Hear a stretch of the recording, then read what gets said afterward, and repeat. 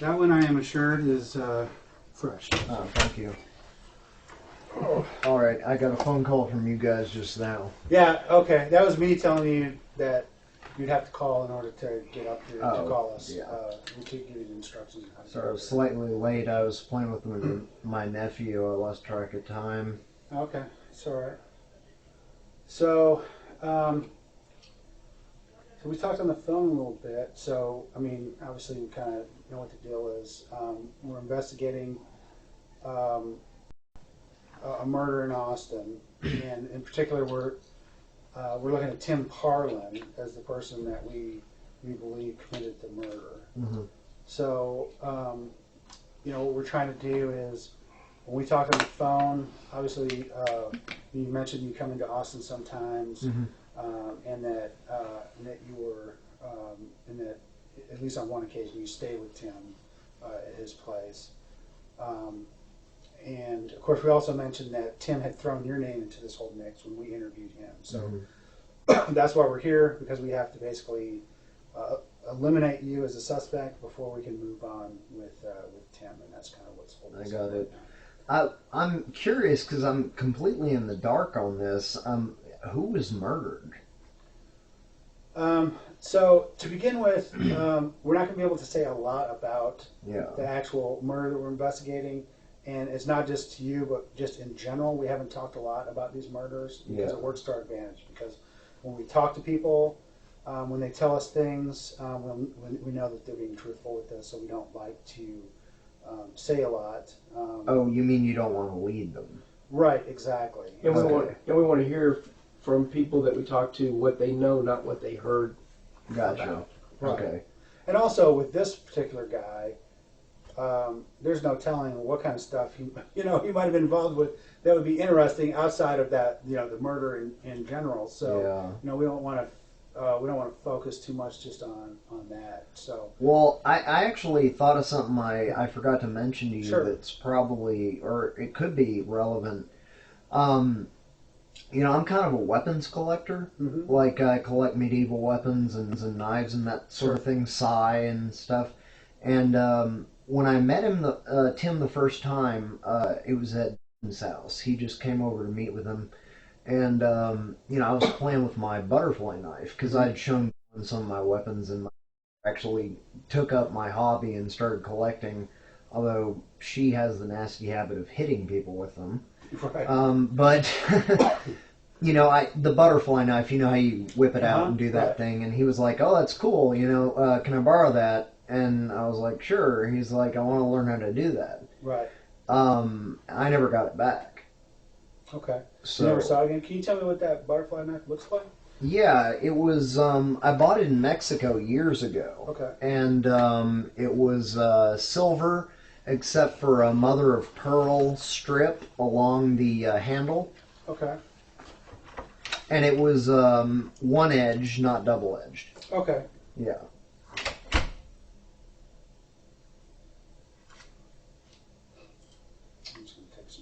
Yeah, you told me to think about stuff, and that occurred to me because really it wasn't a big deal to me that he hadn't returned it. But then I thought about it. I was like, that's why I asked about the murders too, because I was like, I don't know if he shot these people or what he did, But if it involved a knife.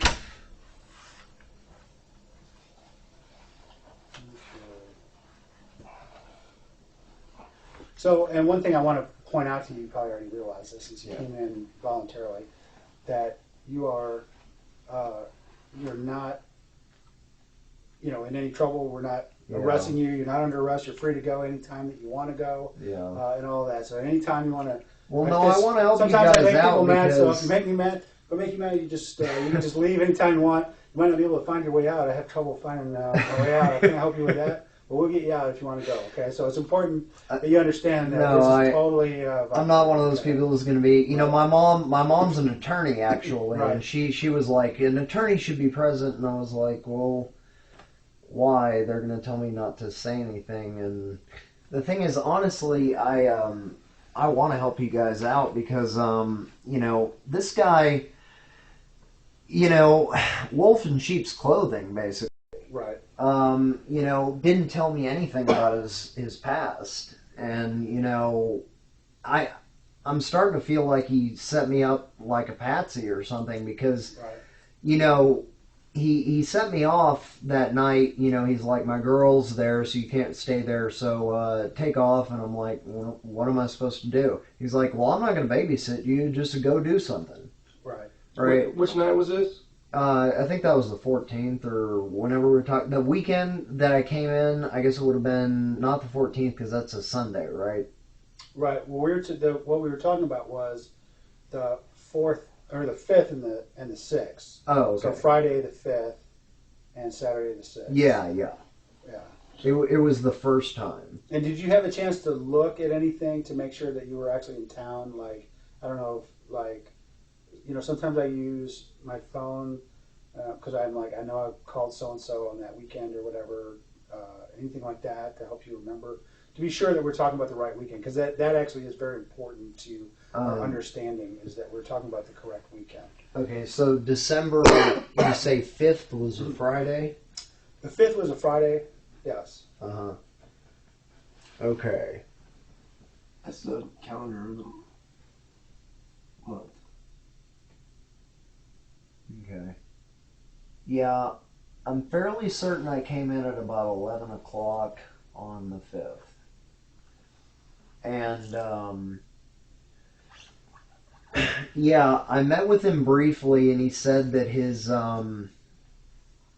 his girlfriend or wife or whatever was in the room, so I couldn't go in, to go off and do whatever. Okay. So I did, and like I told you, you know, I actually didn't know how to work my navigation, right. So I just played with it. It was like a video game. Right. I was just like, oh, let's see if I can find, you know what I mean? Right. And it killed some time, and you know, I think it was, he told me to come back around a certain time because he said that his wife was going to work early, like 4-ish or something, and so I came back around then, and then I want to say we had breakfast at that East type place, mm-hmm. and then I crashed on his couch for 4 or 5 hours, and then I texted and said he'd been up for days and, you know, couldn't, you know, talk to me, had to pass out for, you know, a day and a half, and sorry. And I said, well, no reason for me to be here now, so right. I just turned around and went home. So, and I know that we talked about a lot of stuff in the phone. I kind of want to go back through it because Detective Scanlon wasn't, you know, didn't necessarily hear all that, so I want to make sure he understands the whole thing. So we'll back up a little bit and kind of go over some of the stuff we talked on the phone. However, you know, one thing I always point this out to people. So obviously you're not the only person we talked to. You know, we talked to a lot of other mm-hmm. people. No one said any, I mean, other than what Tim said, no one said anything bad about you, okay? So don't think that. But I also know that, you know, with Tim, there's a lot of shadiness going on and stuff like that. Yeah. And so understand that we are homicide investigators. We're investigating a murder. That's the most important thing to us to solve mm-hmm. This murder and put the right person in jail. We're not interested in hassling people over, you know, things that are not murder. Yeah. So the reason I say that is we want to hear everything. We want to tell the full truth of everything, and we want to, even if it's, you know, embarrassing for you, even if it's you know, anything else. It's this thing that's the most important is that we understand the truth, because that is going to help us. That's going to help us the most in doing it. And mm-hmm. like Detective Scanlon, we were actually talking about this on the way driving in from Austin, and he's like, "Yeah, I always like to tell people that, you know, it actually makes me believe you more when you're saying stuff, you know, that's kind of embarrassing to you, or yeah. maybe you didn't want out there that the cops know about." Because, you know, why would you say that if it wasn't true? We would, you know, that lends credence to the story. So sometimes people, what we don't like is when people tell us a story, but they excise parts of yeah, it. they take parts out, or they lie, or just outright lie about parts, because then the important parts we go, when we try to present it and explain, then people are like, well, why do you believe that? But you didn't believe that. You're just selectively believing the stuff you want to believe. Right. So it's important that we, just get everything, good, bad, and well, because the fact is, he was a dealer. Right. Yeah, and I bought some from him. Right. So that's the kind of thing you're talking about. Yeah, stuff like that. That's stuff. Like I said, that's stuff that we have no interest in pursuing in any way. We just want to what we need to know it, because we need to understand what kind of person Tim was, and we understand kind of the dynamics and the relationship of everything that was going on with everyone. Yeah, no. What I told you was true. I was down there basically to figure out what was going on in my. Right. I was also trying to get a place, right. And like I say, I have bad renter's credit, right? Then while I was down there, like I said, he sold me a little bit of. Mm-hmm. I met that girl from. Mm-hmm. Hooked up with her. Those are the reasons I went down. Yeah. So tell me, when did you first meet Tim? The very first time I met him, I can't remember the date, but it was a long time ago. Like, it was this year, of course. It was at house, and as I say, it was a short meeting. It was the one where he borrowed my butterfly knife. Okay. He was at the kitchen table, and I was just hanging out in his room. And I came out to get a drink from the fridge, and I saw he was there, and introduced myself, and we talked briefly, and he was hanging around talking to him for a few minutes, and I was playing with my butterfly knife, and that's when that happened. Right. And you're not exactly sure when that is, but could you say, was this summertime? Was it? It was past summer. It would have been at the latest, like October. Okay. My sister, she floated a comment, something like, oh, well, once you get down here, you can do some jobs for Tim that, she said something like, he's got some jobs that he needs non-business for. Okay, and what did you take that to mean? Well, what I took it to mean is that she wanted some rough stuff done. Right. Like, maybe like collecting money for somebody or something like that. And the thing is, I don't do that kind of thing, but, talks me up to everybody. Right. Because it behooves her, because her boyfriends are afraid of me. Right. Because I have a lot of martial arts training. I was in the Navy, and, I have a bunch of weapons and stuff like that. And so, she tells stories about how, like, I swoop down on a balcony or something, and makes me sound like Batman. And, so the boyfriends are always afraid that I'm going to come beat them up if they do anything wrong to her. Right. Well, I'm not even that kind of her, because, she's usually beating up on her boyfriends. Right. So, but, she, I'm sure, talked me up to him. And so that's why she floated the idea to me. And I was like, great, well, I'm trying to get a job with my degree. Right. Not with my hands. Yeah, I have a microbiology degree. Right. So it's not like. What did you do in the Navy? I was an electronics technician. How long were you in? Not long. I was out fast. Okay. The Navy life didn't suit you? Not really. No. Actually, it's where I got this coat, though. Yeah, I figured. Which I've buttoned wrong. So, you talked about that butterfly knife. What about other weapons? Have you ever seen Tim with any other weapons?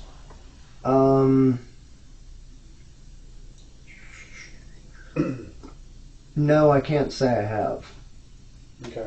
Have you ever seen him with a gun? No, I haven't. You know,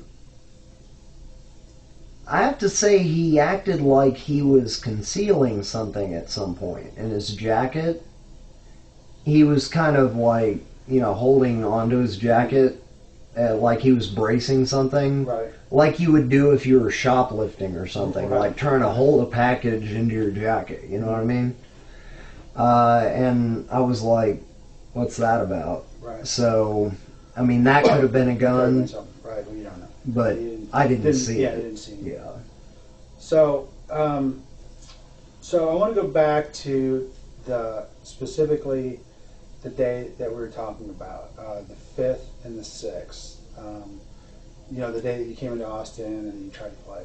And that is a very important day because that is the day that the murder happened. That is the night that the murder happened that we were talking about. So we need to be very specific in understanding, like, exactly, you know, where you were at any given time, so that, you know, we can understand when you were with Tim and when you weren't. So that's, you know, so I just tell you that because, you know, I want to sort of jog you, you know, make sure you know that. Stay on point. Yeah, this is stuff that we're, you know, that we're going to look at. We have to look at and try to confirm and everything. So. Well, like I say, I came in around 11 or 12. Right. And we had a brief conversation, and then he told me basically get lost for a while because, you know, my girl's here and you can't come in, so come back around like 3:45 or 4. Okay. Right. And that's when I was just driving around. Right. And then when I got back, like I said, you know, his girl was gone. You know, he said the place was a mess. It was. You know, I showered, took a nap, woke up, texted, realized he wasn't gonna, you know, see me. Decided, well, go back home, right? Okay, so think back, in particular that night, especially since you were in his room, and ended up spending the night, at least from about, so if you got there, you said you did stay there for a little while to sleep before you went back. And what time did you say you left? So I probably slept from like 6 to 11. Okay. Yeah. And so I probably left right at 11:20 or something like that. Right. Yeah. So,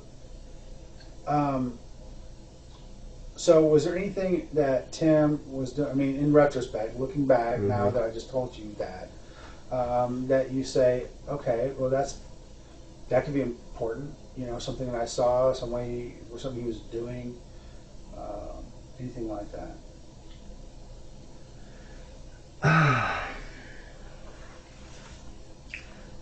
I have a bad eye for that sort of thing, but I'm going to try to think. A lot of stuff he does strikes me as weird. He's kind of a weird guy. You've met him, I'm sure. Sure, yeah. You know, do you agree with me, right? Oh, yeah. He's a little off. Mm-hmm.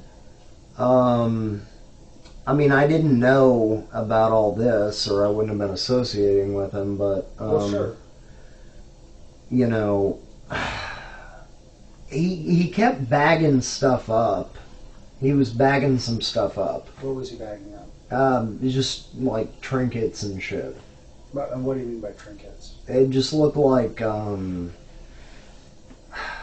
to explain. It wasn't really like jewelry. It was like, almost looked like belly dance stuff or something. It was just like random, you know, it was like, I'm trying to think. It was just random junk. And it was like, but it was like shiny random junk. So, did you see... It was in like a shopping bag with handles, paper shopping bag. Okay. Did you see anything there that had blood on it, let's say? I don't think I ever saw any blood. Okay. Did he show you anything that night that he was particularly interested in you seeing that you recall?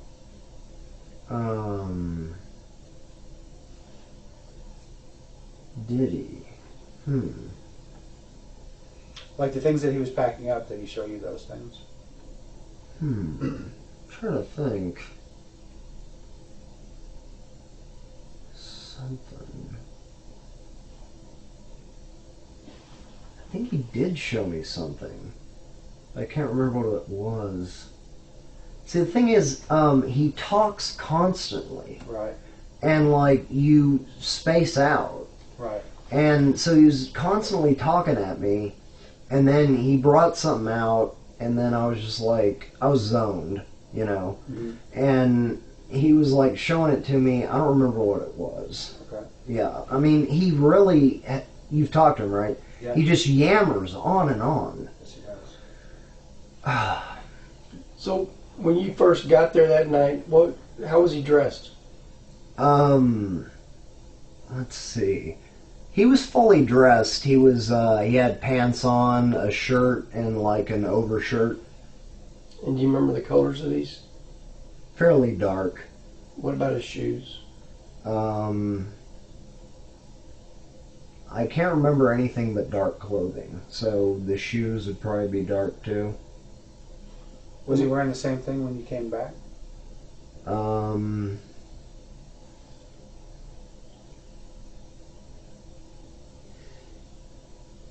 No. When he came back, I came up to his room and he said, wait a minute, he was in a bathrobe. So had you just taken a shower or something? I think so, yeah.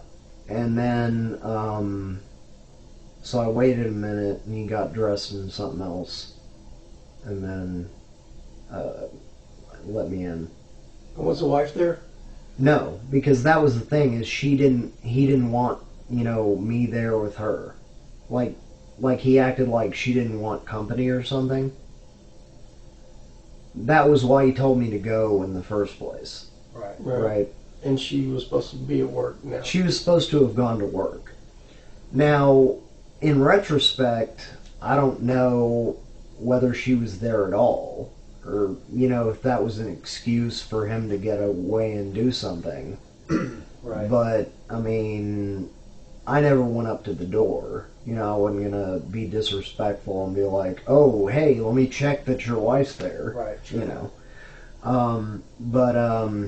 So I've actually never met her. Outside when you came up? Yeah, I just called him and said I'm here, and he came outside. Oh, okay. Had you been there before? No. Oh, okay, so you didn't really know. So that was the first time yeah. Okay. And you never met his wife, you said? Never seen her. Okay. Yeah. Do you know anything about her? Mm-mm. No. You know where she works or anything like that? No, I have no info. No info.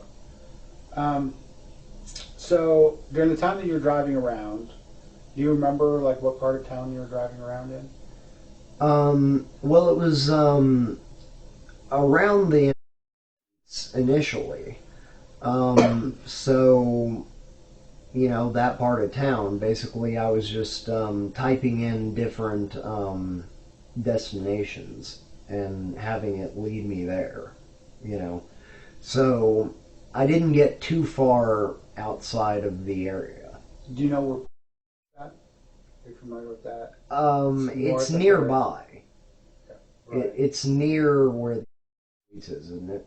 Yeah, it's not too far. Yeah. It's I farther don't north. think I went that way though. I think I went like southish. Okay. Yeah. And you know where Mopac is at? Uh, Mopac Expressway. It's to the west. So there's two kind of main north-south okay. Yeah, because expressways. when I was in college, I didn't drive. Right. So I don't know Austin. One. Yeah. And it goes north and south, and it runs sort of parallel with I-35, but it's to the west of I-35. Yeah. So you don't remember driving on that road? Well, I just got on 35. On 35. Because a lot of the stuff that was nearby directed me to go to 35. Oh, okay. And so, obviously, because north It's close to 35. You know, my nav would tell me the closest place is like off of 35. Right. And so I was going to a lot of places off of 35. Right. Yeah. So one of the things that we're going to do as part of our investigation with anyone who's kind of like a suspect, possible suspect, is that we get historical geographic data from their telephones. Okay, so how we do that is we go to the actual carrier of the phone with a court order, and they provide the data that we request, and then we analyze that data. And in this case, it's actually the FBI that's doing it for us. So what they do, what that tells us is and you may know this already, but cell phones, whenever they're operating, even if you're not actually making a phone call, they are hitting different towers because it's just these phones. They always want to communicate, just to say I'm here, if nothing else. So they're constantly communicating with those towers. So when we look at that particular information, then we can actually take that data, and that data actually allows us to pinpoint the location of a phone at any given time. So when somebody, that's kind of handy because if somebody has a phone, like I do, I carry my phone in my pocket all the time. I'm assuming you carry your phone in your pocket all the time, or on or about you. That kind of allows us to figure out where the particular person is at any given time. So that's something that is ongoing right now. I haven't had enough time to complete that yet because it takes some time to get that data back and analyze it. But I tell you that because, so what we do with that is we're going to, they'll allow us to kind of pin, that's why I'm asking a lot about like where you were at. Just kind of give me an idea so that if you're in a particular area, there's an explanation for it, and I know, and I can, and say, okay, well, we explained that, we went over that, I know why he's over there, not a big deal. In this case, the scene that we're looking at is a good distance away from. It's about 8.5 miles away. Definitely far enough away. There's different cell towers they're hitting, so we can look at that. So when we look at that, we can kind of see two things. One, to see if you were in that area at the time. We have a good idea of when this occurred. If you're in the area of murder at the time frame. And the other thing that allows us is obviously we do the same thing with Tim's phone. And so Tim's moving around the city, blah, blah, blah, doing whatever he's doing. You're moving around the city, blah, blah, blah, doing whatever you're doing. So, and based on what you said, there should be a point where you're kind of together, and then you're apart, and then you're together again until you leave Austin. So that's what I would expect to see when we when we do that analysis. Obviously, if we see that you're together, moving around the city, especially in the area where the murder happened, then that's more problematic. So I bring that up to you because I just want to make sure that that you're clear in the stuff that you're telling me, and you understand that we'll check. And there is a means for us to check that information out. So it's going to be separate, right? Not together. It should be. I mean, there was a point that I took some stuff out of my pockets in his car because that's where we met. So, So you think you left your cell phone in his car? It's possible because I know I left my wallet there. That's a weird thing to do.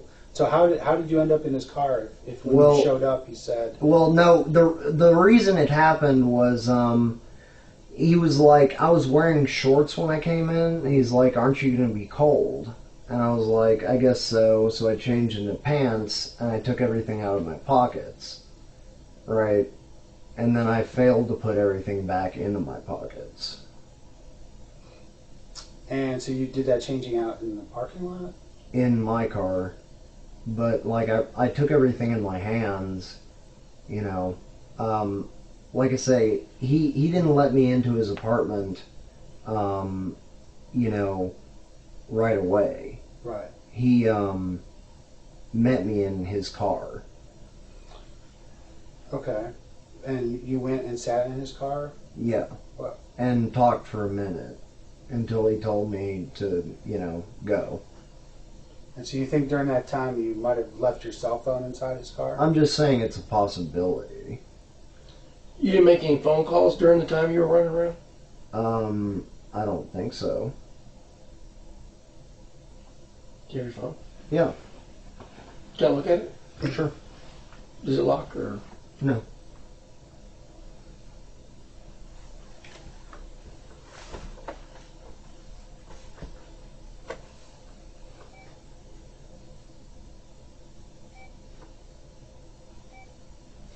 So one thing that he told us is that that he had. So one of the things he had done is that Tim had convinced him to go on a burglary with him, and went out. They drove around, and one of the things he says that he went with Parlin on one of these burglaries, and stayed out in the car while Parlin went inside, and then returned. So, obviously, that was it was good that he told us that, so we understand kind of what's going on. Now, if we would have done that on the burglary, or on a burglary, and then it turned into a murder, obviously that would be something that we were interested in. But of course, if that's what would have happened, let's say that drove up with him, and then Tim went in. He thought he was driving him up for a burglary, and Tim went in and actually killed someone and came back out. Then that would be, that would be problematic. However, for as well. However, there's a big difference between one who had no idea that was about to happen, and Tim, who planned to do that and went. Yeah. So I remembered something. That was the reason I forgot my wallet, is that I dropped my phone and I was looking for it under the seat, and when I was looking under the seat, I found his wallet that he'd been missing for several days. Okay. And he thought that had stolen it. So when I found that, I was like, wow, it's his wallet. And so I started calling. Right. Or I didn't call him. I told his uncle to call him. And I was like, let's go by his house, tap on his window, and tell him we found his wallet. Because he swore that had stolen his wallet. So you went by his house that morning? Yeah, we actually did go by his house, and we tapped on the window to try to give him back his wallet. Mm-hmm. Yeah. So, I guess the thing that I'm trying to say is, so obviously we continue to investigate and we continue to look, and everything. One thing we do is obviously everything you tell us is stuff that we're going to look at, and we have a lot of avenues to look at things. Okay, the phone thing is one, and once I brought that up, you remembered that you think that you left your car in Tim's van, which maybe phone you mean?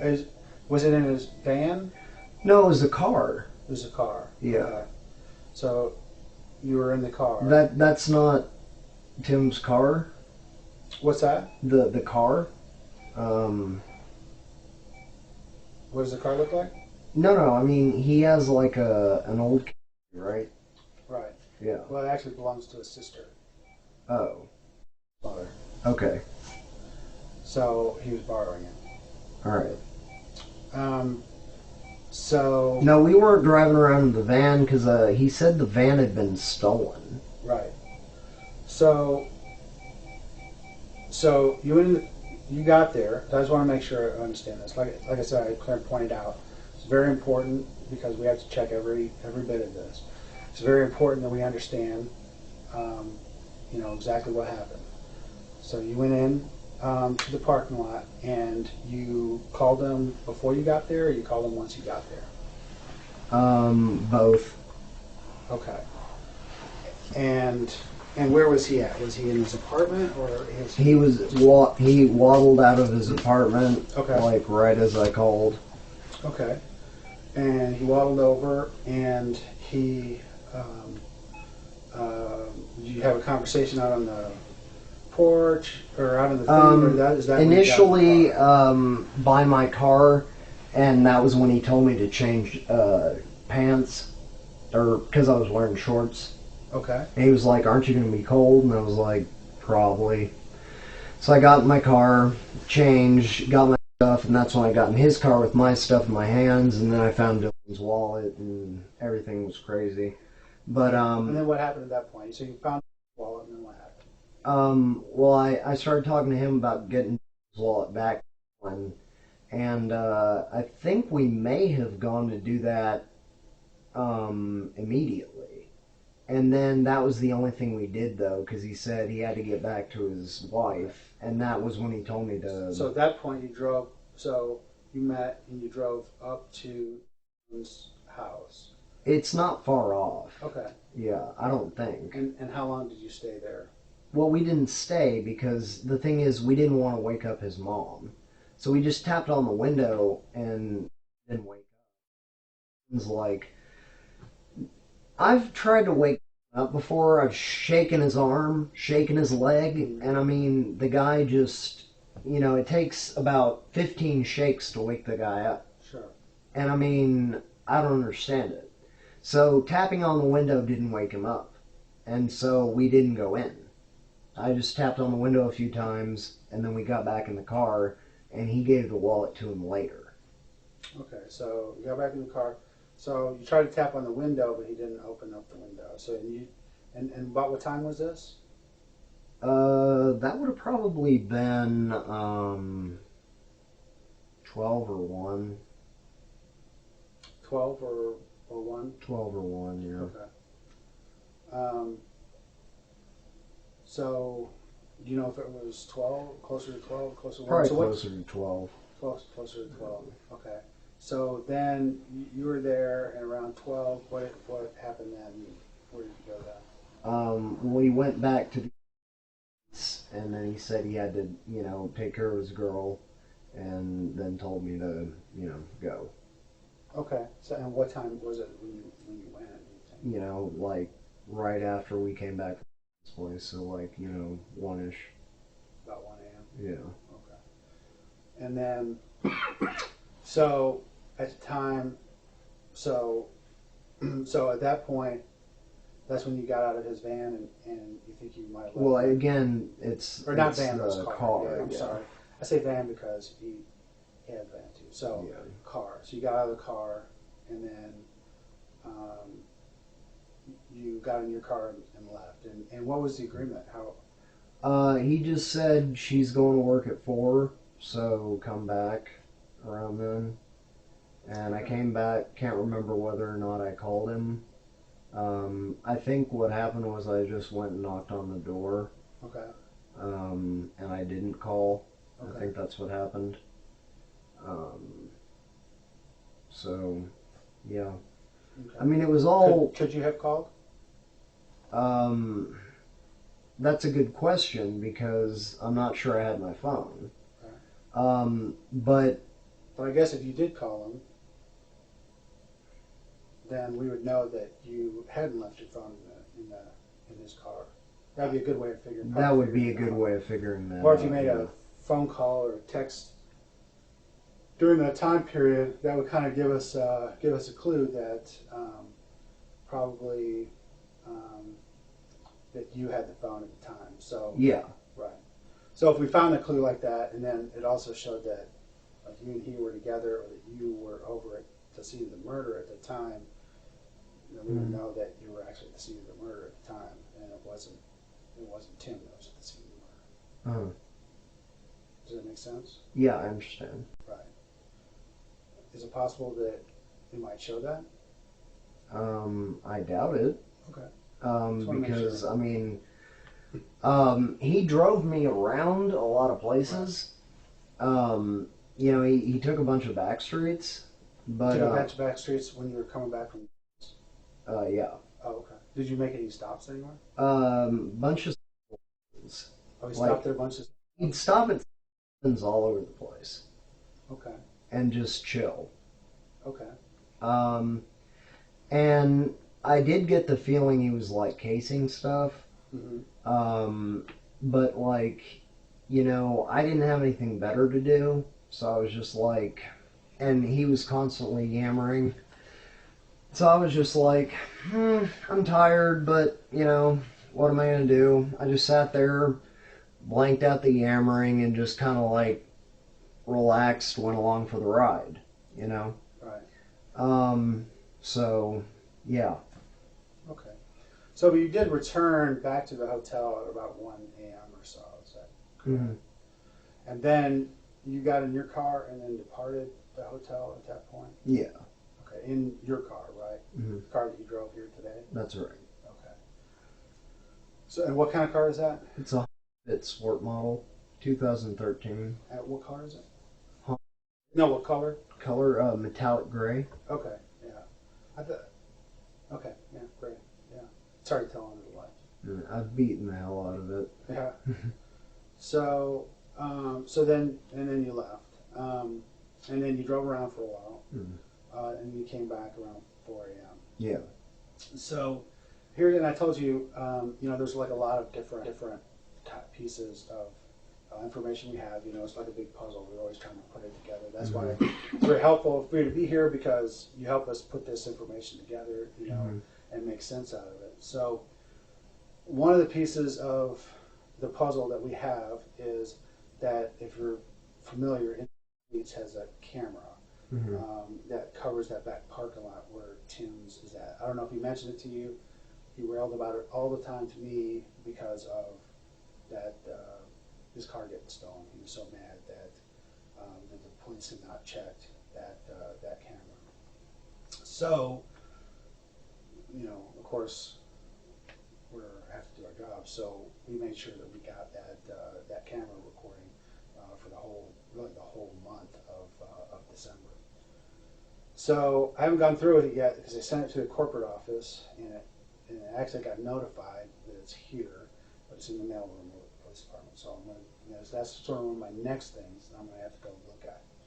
To go look at this piece of video. So, you know, it doesn't show like the front of Tim's room or anything like that. I mean, that would be too easy. But it does show us, you know, stuff that's helpful to our investigation. Like, for example, you can clearly see cars that are coming and going from the parking lot. So what I would expect to see, based on the story that you've told me, is I would expect to see you arrive, and then Tim's van to leave at the time that you Tim's car. Tim's car. I keep saying that. Tim's car to leave, and then Tim's car to return back, and then for your car to leave by itself. At, you know, approximately the times that you told me that would occur. Would you say that's correct? Yes. So obviously, if I didn't see that, if I saw something different than that, like I saw Tim's car leave, but I didn't see it return, or I didn't see your car leave and then come back later, and then come back at 4 a.m. and all of that, and I would be very concerned that, you know, about the story. Obviously, yeah, the story wouldn't check out. Right. Gotcha. Right.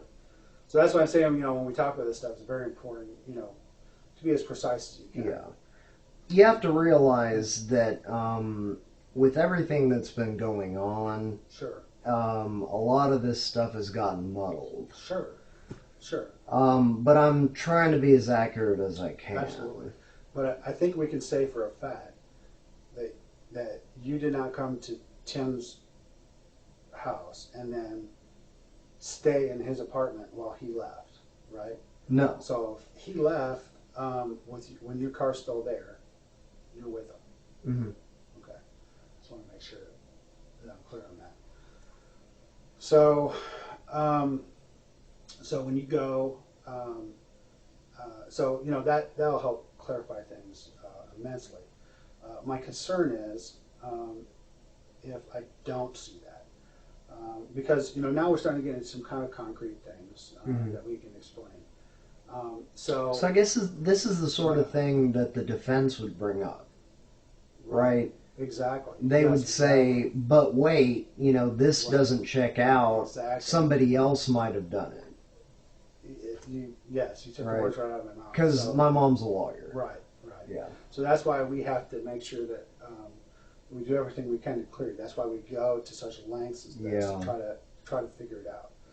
So what's really important is that if for some reason you stayed with him in the car that night, we need to know that right now, because we need to understand the explanation for that. Okay.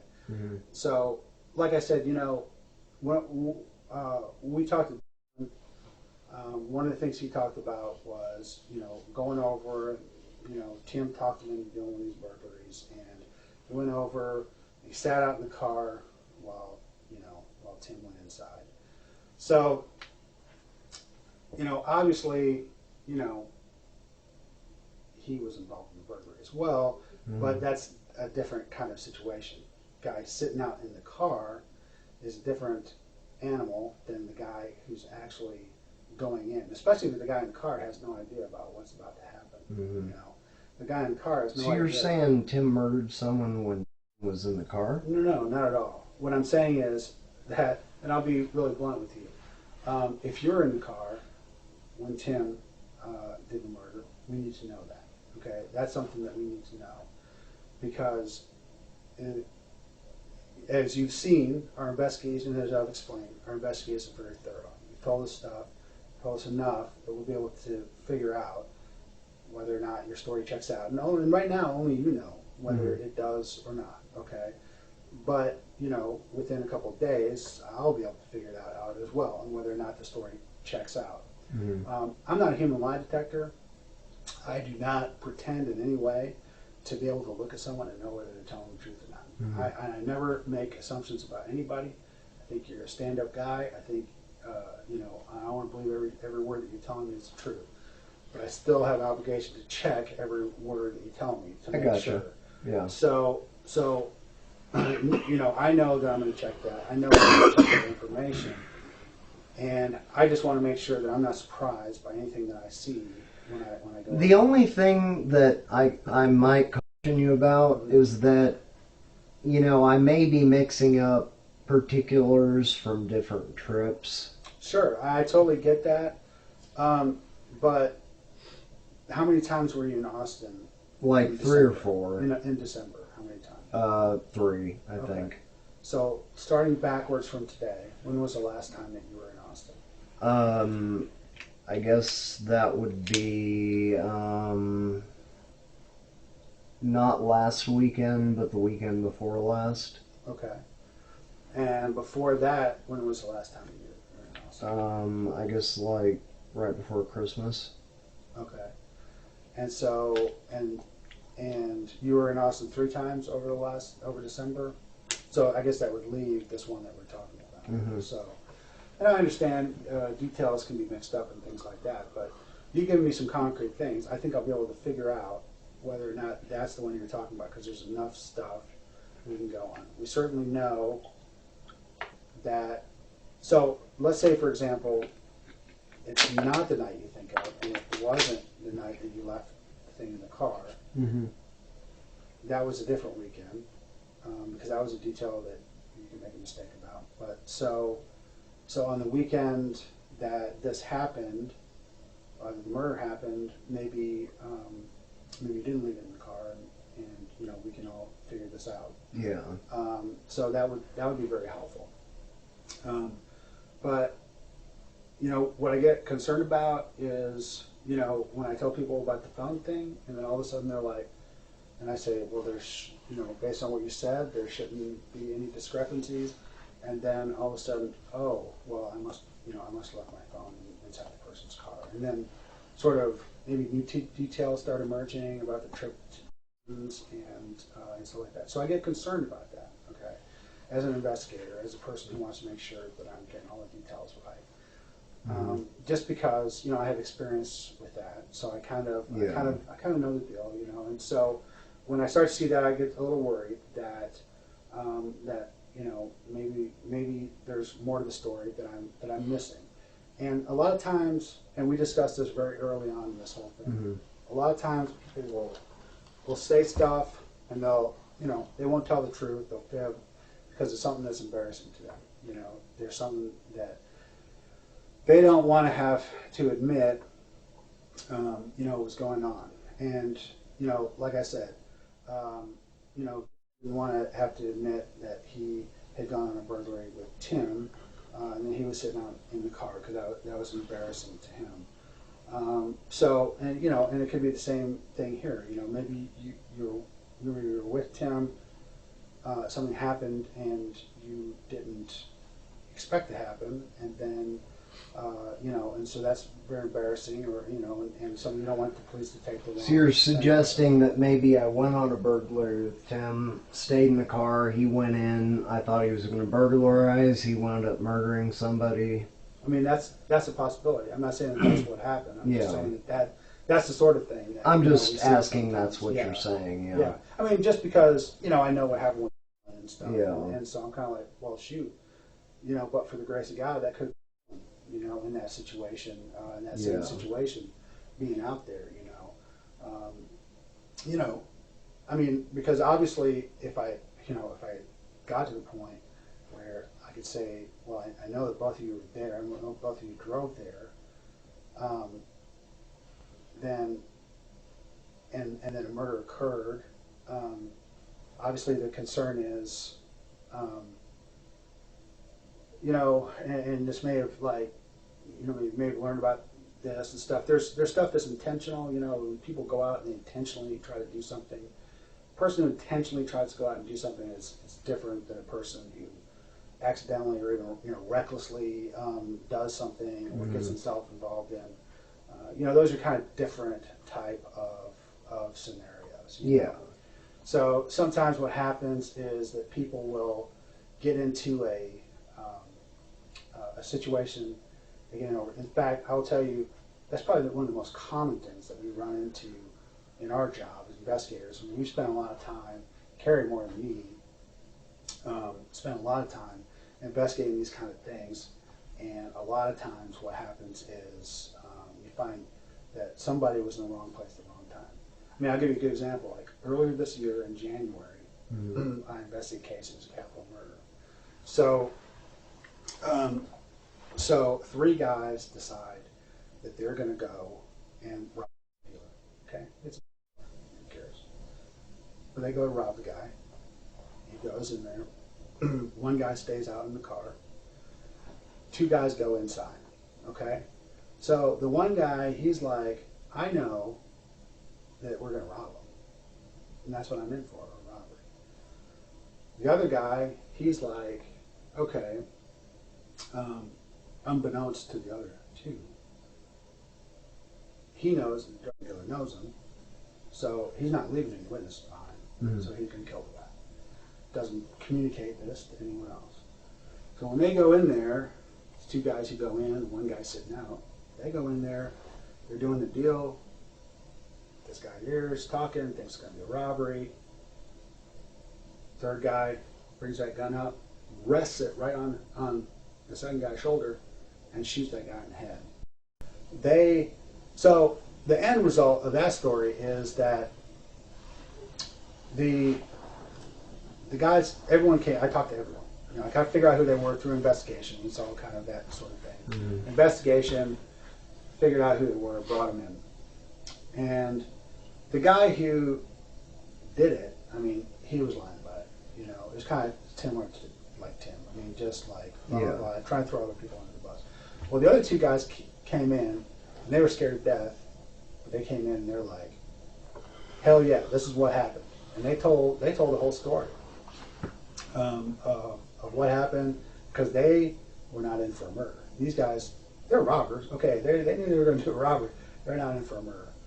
So they told the whole thing. I was able to corroborate what they were saying, and so the guy who actually pulled the trigger, he got charged with capital murder. The guy who was there with them but didn't participate, he got a lower charge, robbery. and he'll be out in a few years. And the guy who was out in the car, he didn't even get charged. In the end, he didn't even get charged because he was better as a witness than as a defendant. So that's a good example where we see that people get themselves into something that they weren't anticipating, and it's not that bad guys. I mean, yeah, okay, they were doing something they weren't supposed to do. There's a big difference between robbing a dealer, you know what I mean, and like just killing somebody in cold blood. So a huge difference in what we were looking at in terms of the level, and the outcome was totally different as well. So, anytime I run into a situation like that, where I have a similar kind of thing, I always kind of, just as I did in that case, I try to urge people, hey, listen, if that's not what you're in for, you need to let us know. You need to let us know that you weren't there. Because what happens is, we investigate these things. I already told you, it's not just us, it's the FBI, it's all sorts of people who are investigating the murder. So, we're not leaving any stones unturned. We even now continue to, turn up evidence, in the case, as time goes on, because, just things take time. So I absolutely encourage people, I want people to realize, hey, listen, we're going to figure out the truth. We're going to figure out if you're there or not, So, now's the opportunity, not like after charges have been filed when it's too late. Like in this other case I told you, all these talks were before the stuff, any charges got filed. So, when it was time to actually do the filing, I could, go to the prosecutor and we can make a decision about what the most appropriate charges were. And, it worked out. And that middle guy, he didn't get off, but then again, he was breaking the law, he was doing something he wasn't supposed to do. And so he did, there was a price to pay, but it was, pretty much, I think in his case it was like the minimum that he was eligible for. So in the end it worked out. Had he just come in and just said, and lied to me about it, it was easy for me to actually connect him to the crime. So I knew he was involved in the crime. So it wasn't that. It wasn't like a whodunit kind of situation. So had he come in and just lied about it, I would charge him with capital murder, no question about it. The important thing is that, and that's what that's how it would have played out. So the important thing is they came in, they told their story. I understood what the situation was. They were able to say, hey, listen, I had no idea this is what was going to happen. It's not, I'm not a killer. I'm not maybe not a saint, but I'm not a killer either. So when they go in, we end up with, an outcome that gives us justice, and that's what we're looking for. And justice is that, the appropriate people are get the appropriate, punishment for what they've done. I mean, there are consequences for what we do, but those consequences should be appropriate to to actually what you do. So if you're a good guy, like I separate you, like for example, from a guy like Tim Parlin. I asked what he went to prison for, and the story I got was that he got caught transporting P2. Yeah, I mean, he has all sorts of little stories. He even tells me stories about it, even though I know he didn't tell me. He said that's what he told him. Well, maybe that's what he get a parole violation for, but that's not what he went to prison for in the first place. Yeah, he wasn't even. Yeah, I was in the rounds in 93 and stuff. Yeah. Yeah. So anyway, so and that's another story that kind of illustrates the thing. I mean, it demonstrates what kind of guy that this Tim Parlin is. Well, I'm starting to see he's a piece of shit. Yeah. And one big thing he does is he uses people and manipulates them. He tries to get them to do his dirty work or to participate in it. I mean, we all understand that. We understand that whole deal. So that's what we look at. So the thing that I'm saying to you, and the thing that I really want to make clear to you is that really within a few days, we're going to know, for sure whether or not you were there when this happened, and so if it turns out you weren't, then that's actually much better for me for my case. However, I think that I'm starting to think that maybe you were, that maybe you were there in the thing. Like I said, I'm not saying you killed anyone. I'm saying that maybe you were with Tim when he did this. Maybe you didn't realize that's what he was going to do. Maybe and certainly I don't think he realized he was going to do a murder. But maybe you didn't even realize he was going to do a burglary. But the thing is, we need to understand now, because if that's what we find, if we find that you were with him, then then we're going to have to make our own assumptions about what that means and what that is, and you're not necessarily going to have the opportunity to tell your story at that time. So we want to make sure that you're telling us your story about what happened and about why that is. I mean, as far as I know, that's what happened. I mean, he went all over the place, right. And he'd stop at stations, he'd park in front of people's houses, he'd get out at the station, and I'd wonder where the fuck he was, that kind of stuff. I mean, I didn't even know what he was up to. You know what I mean? So tell me about some of the houses that he parked in front of. Well, I mean, he was just driving through neighborhoods, and he was just talking about how he drives the streets. Mm-hmm. Just talking, just the yammering again. Mm-hmm. Talking about, he was regaling me with stories about, one time when he got pulled over and he had a sawed-off shotgun underneath the seat. And, the cop, he ran a yellow light, though it didn't turn red until he got under it. The cop pulled him over, and he was sober, was drunk, driving in front of him, and that kind of stuff. And, right. And he takes me through the neighborhoods and all this stuff, and I wasn't even trying to ask questions, because he gets mad when you ask questions. Right. Like, he's like, why are you asking so many questions? Right. Yeah. So did he stop at a neighborhood and get out of the car? I think he did at one point. Okay. But, I mean, it wasn't for too long. So tell me about that. Said he was trying to, see if someone was there. Okay. Because he said that, somebody had, jacked or something for drugs. And, so, he went up to the fence line or whatever, disappeared there for a little bit. Okay, so tell me about, the neighborhood where this was at. Was this the only stop that he made? Yeah, that was the only time he stopped and got out in a neighborhood. Okay, so tell me about that. The neighborhood was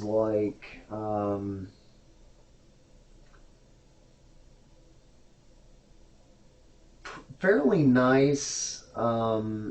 It was broad streets, sharp right angles, and brightly lit corner.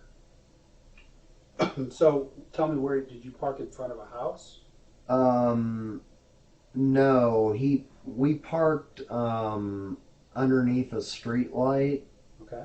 That's why I said well lit, because I remember there was a lot of light.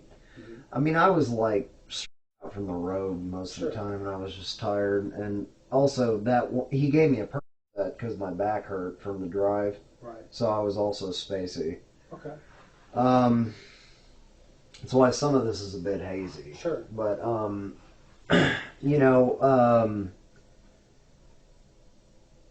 yeah, it was a broad street, broad main street, and there was a street light here, really bright street light. We parked underneath that.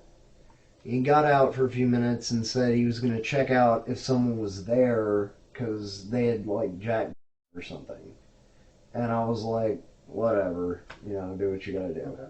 So he got out and went over to the house for a few minutes. Was the house on the street where you were parked? No, it was like this street we were parked on intersected with a street like right here. Okay. And then I guess the house he went into was like right there. Okay. Can you draw that? Can you? Yeah, I can draw that. Some paper. You saw him go into the house? I saw it. Well, I saw him disappear towards the. He's gonna get some paper for you, like a pen or something. Yeah, I saw him disappear, behind the shrubbery or whatever by the fence. Like, he said he was going to look at the cars because he said something about, I don't know about cars. He was rattling off names of cars and he was like, oh, there should be a this and that and the other parked there. And he's like, there's only a this parked there. And he's like, I'm going to go check it out. But then he disappeared behind the bushes, by the fence. And, there's a pen over there? Yeah, there is. Yeah, and that stuff was stronger than because when I was, Did you get out of the car, too? No. When I was, actually getting, prescription pain meds for my back, they gave me, and, he gave me that set, and that was like, it must have been the maximum dose or whatever, because I was just like out of it. I mean, I was way out of it. But I do remember the street. Yeah. You remember the name of the street? No, I never remember street names, but it was a broad street and went straight like this. And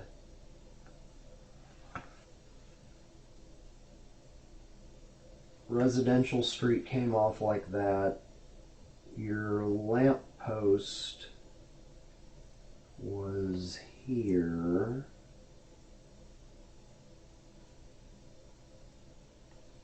Right? Bright light. Car was, about here. Okay. Yeah, right? Okay. And then the house was about here. Okay. Where did you see him? So you stayed in the car? I stayed in the car, and I watched him kind of just walk towards the house, and he disappeared in the bushes. Basically, he said he was going to look at which cars were there, but from where I was, I couldn't really see what he was doing. How many houses down from the corner is that? I think it was like just one. It was like not the corner house, oh, okay. but it was like the next to the corner house or something like that. Yeah. So, so tell me what happened then. So where are you sitting in the car? Passenger seat. The front passenger seat? Yeah. Okay. And I just waited like a few minutes, and he came back and said, well, I guess they're not there or something, and like... What did he have with him when he left? You mean when he... What was he carrying? Was he carrying anything when he left the car? Mm-hmm. No. Okay. What was he carrying when he came back? Trying to think if he actually was carrying anything either time. I was out of it. I was tired, and he gave me that perk.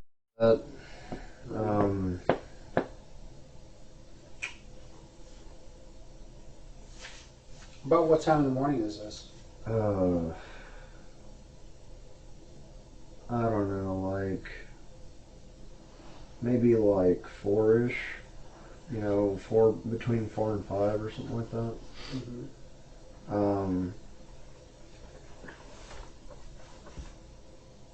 I don't know. He might have been carrying something like a. You think that was between 4 and 5? You said? Yeah. Okay. Yeah, he might have been carrying like a sack or something. Describe it. Looked like white fabric.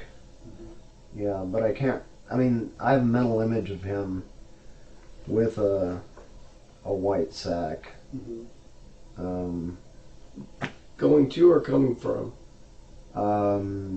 Coming from. Now that you mention So what did he do with the sack? Well, he just threw it in the back seat and didn't say anything about it. And I was like, half asleep. So I was just like, whatever, we going? He took us to eat, Mm-hmm. and then after I ate, I was like real tired, and we went back and I crashed. Okay. So, one of the things that we talked about earlier is that it's very important that we not leave out details even when they're embarrassing. Okay. So, as I mentioned, our investigation is very thorough. Far more thorough than we deserve because we caught some lucky breaks. Okay. Yeah. But I'll tell you that. But I can tell you that there's some stuff about your story that I know is not correct. Okay. So one is that the one big one is that I know that that Tim committed a murder that night. Okay. That's one of the things that I know. Maybe you didn't know it right at that moment, but you certainly knew it before we came in here and talked, or before I talked to you on the phone about it. Okay. That's one thing. Okay. So another thing that I know is that you knew that you either saw him go into the house, or that you went into the house with him, or that you came and picked him up at the house. One of these things, because from where you're describing, you couldn't have seen that house. Okay, so the only way you knew which house he went into is because you either saw him going in. Well, no, the reason is because he drove by a few times. Mm-hmm. He drove through the neighborhood and pointed it out. Okay. And then he parked. Okay. And then I kind of watched him go, and he just kind of disappeared from view. So, in that car, what car were you in? The same car he always drives around in. Okay. All right. And you were in the passenger seat of the car. Mm-hmm. Okay. And the bag that he brought, did you see any blood on Tim? Nope. Did you see blood on the bag? Nope. Did you have any blood on you? Nope. Okay. Then why is the blood from the murder victim on the seat that you were sitting on? Why is that? Explain that to me.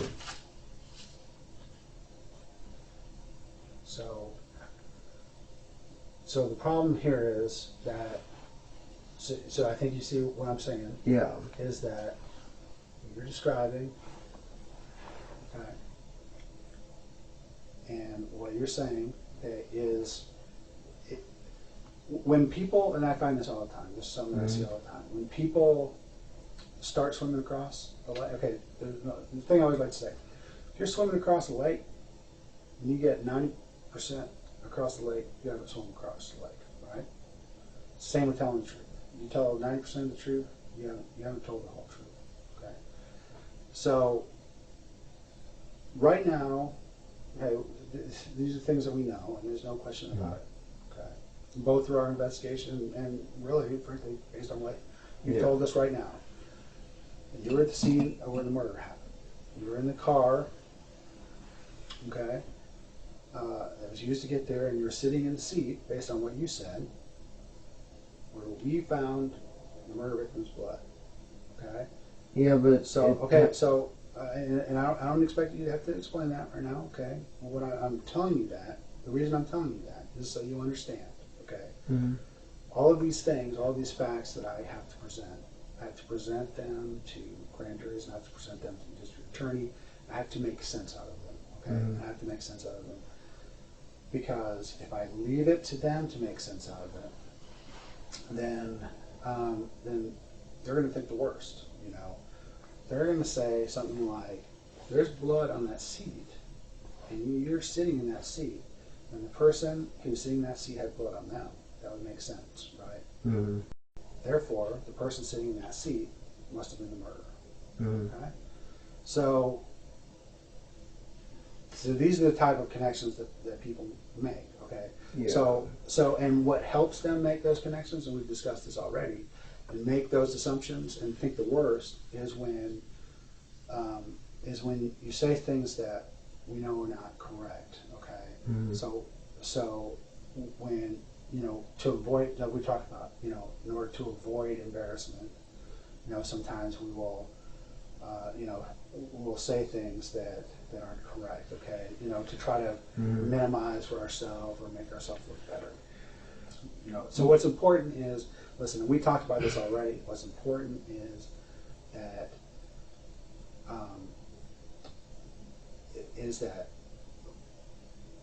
I don't think you're a vicious killer, okay? I don't think you're a big murderer, okay? But I do think that you were there and you knew that Tim was going to be going to that house, and you knew why he was going to be going to that house, okay? So that is something that we need to deal with, okay? Because we need to understand exactly the things that brought you to that house. We need to understand all the details and the discussions that we're having, because all of that stuff is important to anyone's assessment of what the appropriate consequences are. Okay. Yeah. So if you have blood on you and transfer it onto the seat, then we need to understand why that is that you would have transferred blood. Well, the thing is, the blood could have gotten on the seat after I got out, right? He could have had something that had blood on it. So blood is a liquid. It's a viscous liquid. Yeah. It dries very quickly.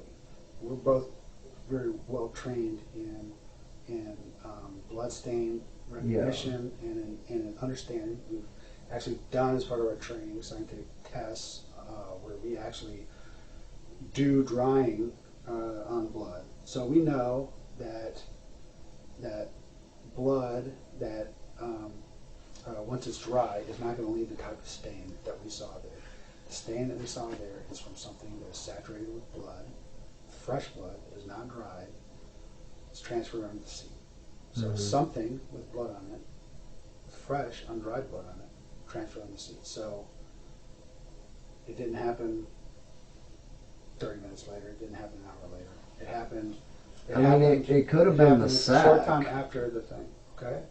Did the sack have blood on it?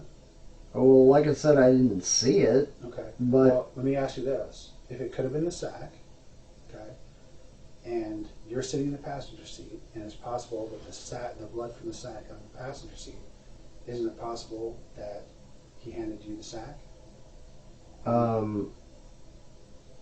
I guess so. Okay. Well, so I guess the question would be, did he hand you the sack? Is that how the blood got I don't remember. Okay. What he did with the sack, honestly.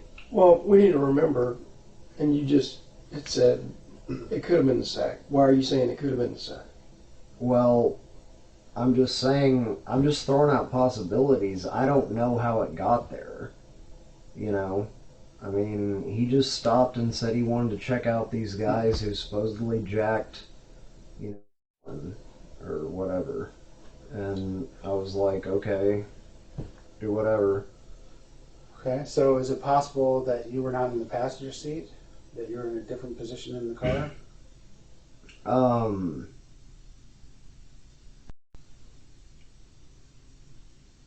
don't know. I'm fidgety.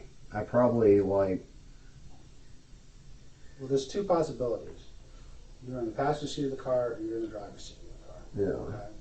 So is it possible you were in the driver's seat of the car? No. Okay, so you're quite sure that you were not driving the car. Mm-hmm. Okay. So And so I'm still trying to understand why there's blood stain on the seat in your seat. Okay. So that makes me concerned that you were inside. See, what would really help me to understand this whole thing is if you would explain, because it's in your mind of what happened.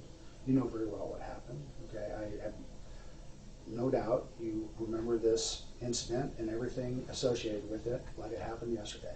Okay, because unless, I mean, you're not a mass murderer, right? I mean, you haven't been involved in 50 murders over the last year, so we know that, you know, if you're involved in a murder in some way, you're going to remember that. You know, it's going to stick in your mind forever. I'm going to remember this. I'm going to remember this sitting down in the room with you. I'm going to remember it a year from now, you know, very vividly. And I'm going to remember when I first got to the scene out there and what I remembered about that. Okay, so all of those things are very vivid. So I know they're vivid in your mind. You know, I know that you're saying a lot of things because you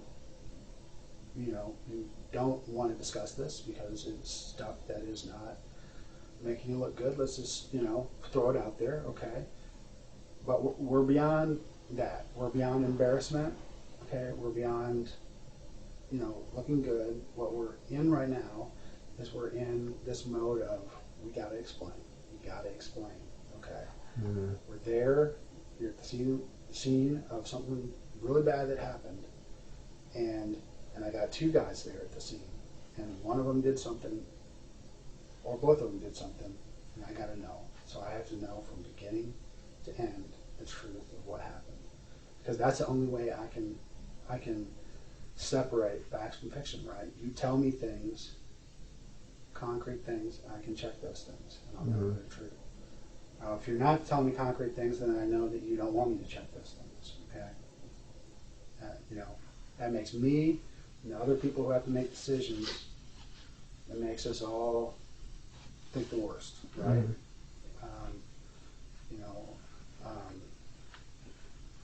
We need to know how this started, what the discussion was, what the plan was, the whole thing.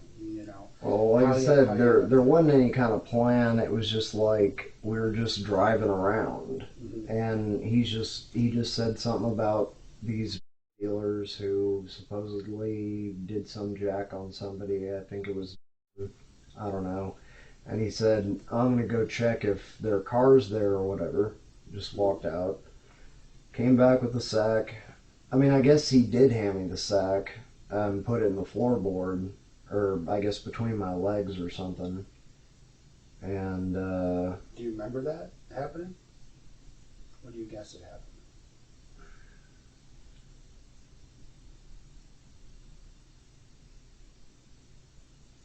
Yeah, I actually do remember it happening. Okay. What was in the sack? I mean, because I know at some point we all got together and looked at what was in the sack. It's like a little bit of jewelry. Okay. Yeah. What else? That's all I saw. I mean, I didn't stick around to look at everything. I left. And so, where were you at when you looked at that sack? Well, I just took a peek at it when, he handed it to me. Like, I didn't look at it, we never dumped it out. And are you sure? Yeah, sure. I'm sure, because I wasn't signed on for anything. Okay. Yeah. Well, whether you were signed on for anything or not, okay, you were there. I mean, what was his explanation for why there was a sack? There was jewelry in the sack. I don't know. I mean, he just said, like, I got something, like, back or something like that. My assumption was that he had, gone in and burglarized the place. Mm-hmm. And, I was like, whatever, because, Did you see blood on the sack? don't really think I did see blood on the sack, but I mean, there could have been. It left a lot of blood.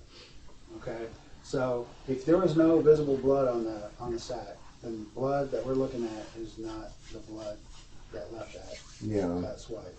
It must have come from somebody's leg or somebody's who was sitting in the seat. So that's what we're trying to figure out, right? So let me just tell you this, okay? Because this, I want you to understand how serious. I mean, you know how serious. Yeah. Okay.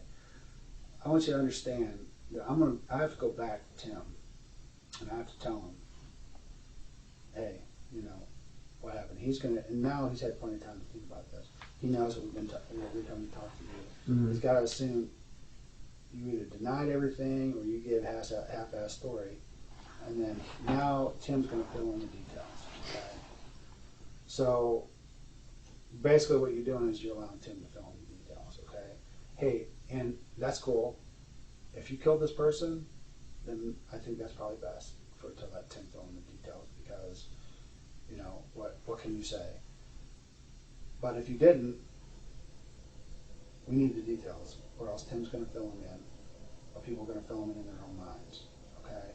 Mm-hmm. The story that you're telling me doesn't ring true. Details of it do.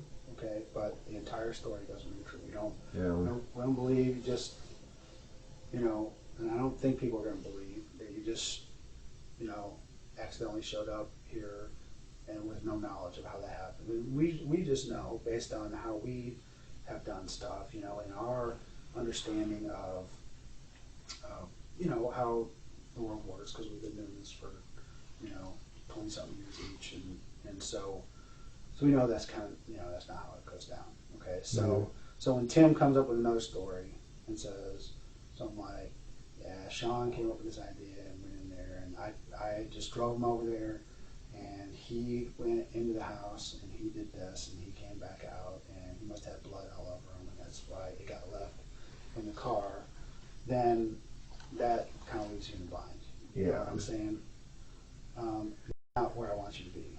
All right, look, there was blood on the sack. Okay. I mean, I just, Okay, so let's... I didn't want to do the failure to report thing because, it's just I had no idea what the hell he was doing in there. I was out of it, and he just said he was going to go look at the cars. Came back with a sack, had blood on it, threw it in the passenger floorboard, and I took a peek at it, had jewelry in it, and I didn't want anything to do with it. When did you figure out that it had something to do with the murder? Well, I mean, the fact that it had blood on it was not a good sign. Right. But I was like... Did you ask him? Yeah, I did. I was like, what the hell? And he's like, oh, well, things got messy. And I was just like, what did you, get me into, whatever. And, I was just like, drop me off, Okay, and so I'm assuming you saw the news reports. No, I didn't see any news reports. I don't even know who got killed. That's why I asked you. Okay. So, how do you think that the person was killed? Based on what you know. Well, considering the amount of blood, I would imagine that there was a blade involved. Okay. Do you know what blade was involved? No, because I wasn't there. Okay. Could it have been your butterfly knife? Very possibly. Okay. Because I never got it back. I mean, if you ask him about it and he still has it somewhere, then I guess it wasn't. Right. But I didn't see him carrying it with him. Mm-hmm. What was he carrying when he went into the house? He just had his jacket on and a shirt and pants and shoes. So describe the jacket he was wearing. It was like a black jacket, almost looked like a windbreaker. Okay. I think. Yeah. And he's wearing pants. What kind of pants? I think dark pants. Okay. Yeah. And how about shoes? I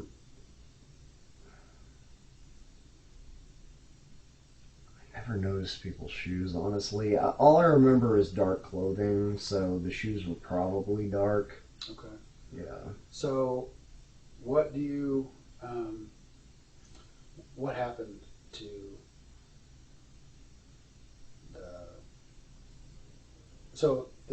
you said it was the white thing. It was a sack? It was like a pillowcase. Okay. And it was what color? White. Okay. And how much blood did it have on it? A lot. Okay. And what about Tim? How much blood did he have on it? Well, I couldn't really tell, because he was wearing dark clothing, so Okay. I didn't know whether or not, I mean, I think he had some maybe on his hands, but I don't know that he had any on the rest of them. Was he wearing gloves when he went in? He wasn't wearing gloves, but I suppose he could have put them on, en route, because he had blood on his hands. Okay. And you saw the blood on his hands? Mm-hmm. Yeah. And he gave me the sack. And so tell me a little bit about that conversation, Well, I mean, I was just like, what the hell happened, Right. And he's like, well, things got a little messy, and just like, I'm sorry. I kind of inferred what that meant, but What did you think it meant? well, that obviously he had at least injured somebody, getting something, and that's not what I thought he was doing. I mean, I thought he was just casing the place to see if they were around.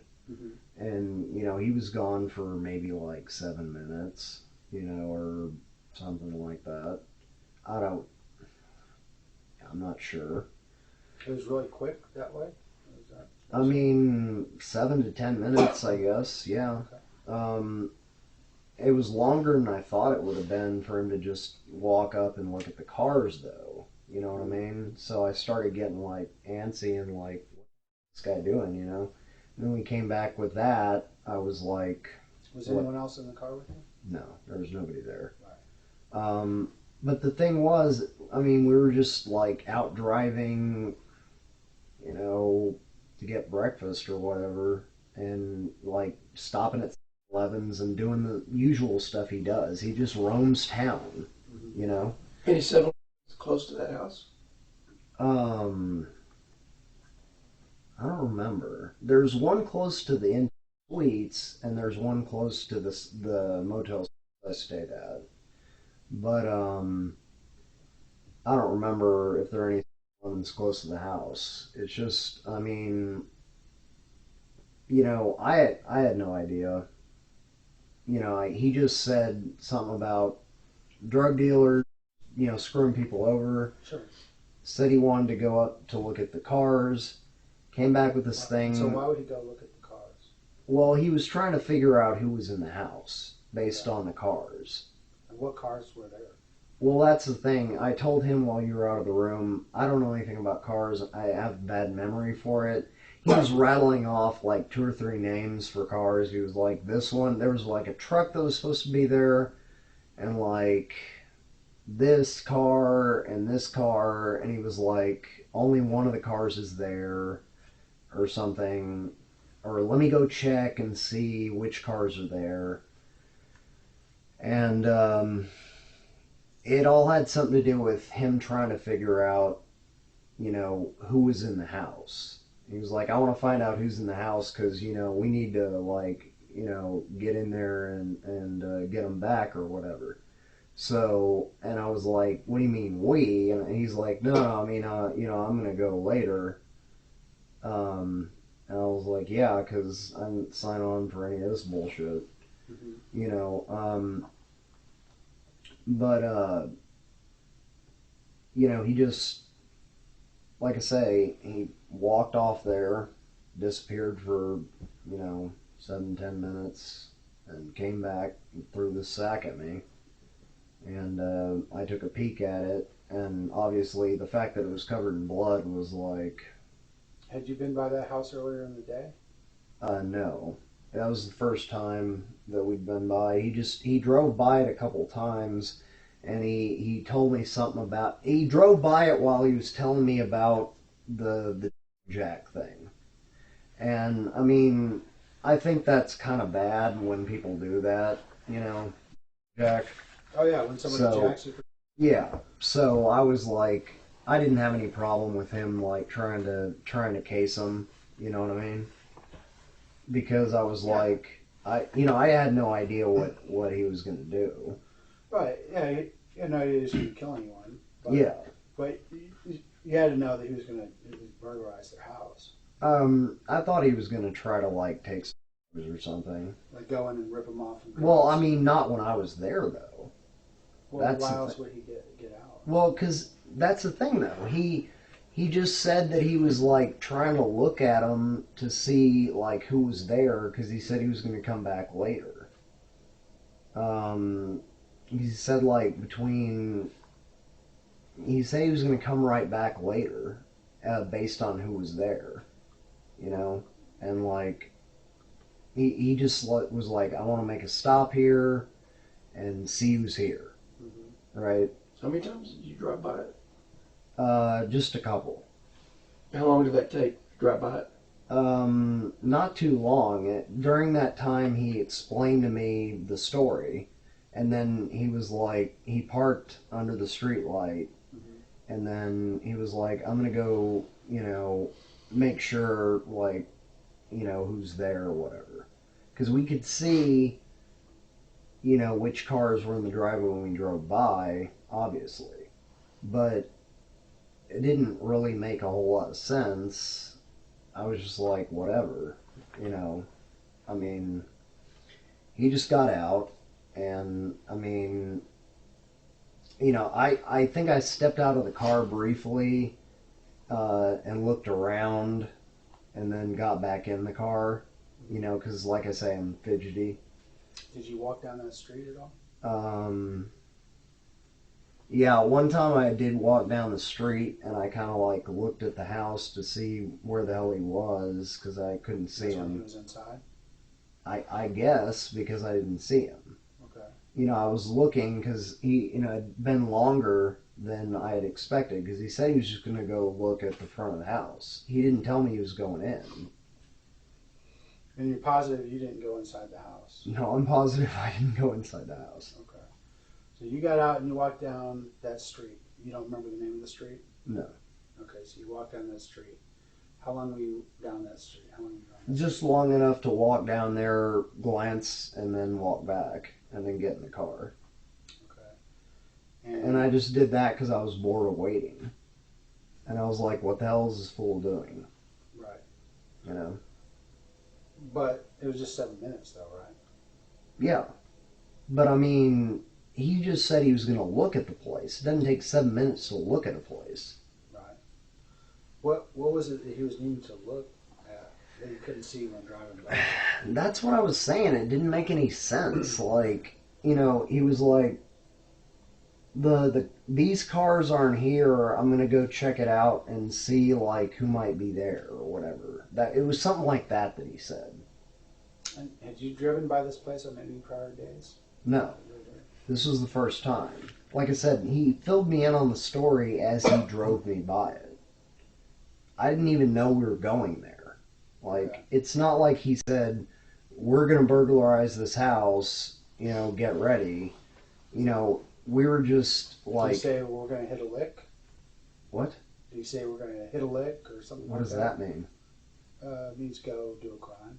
No.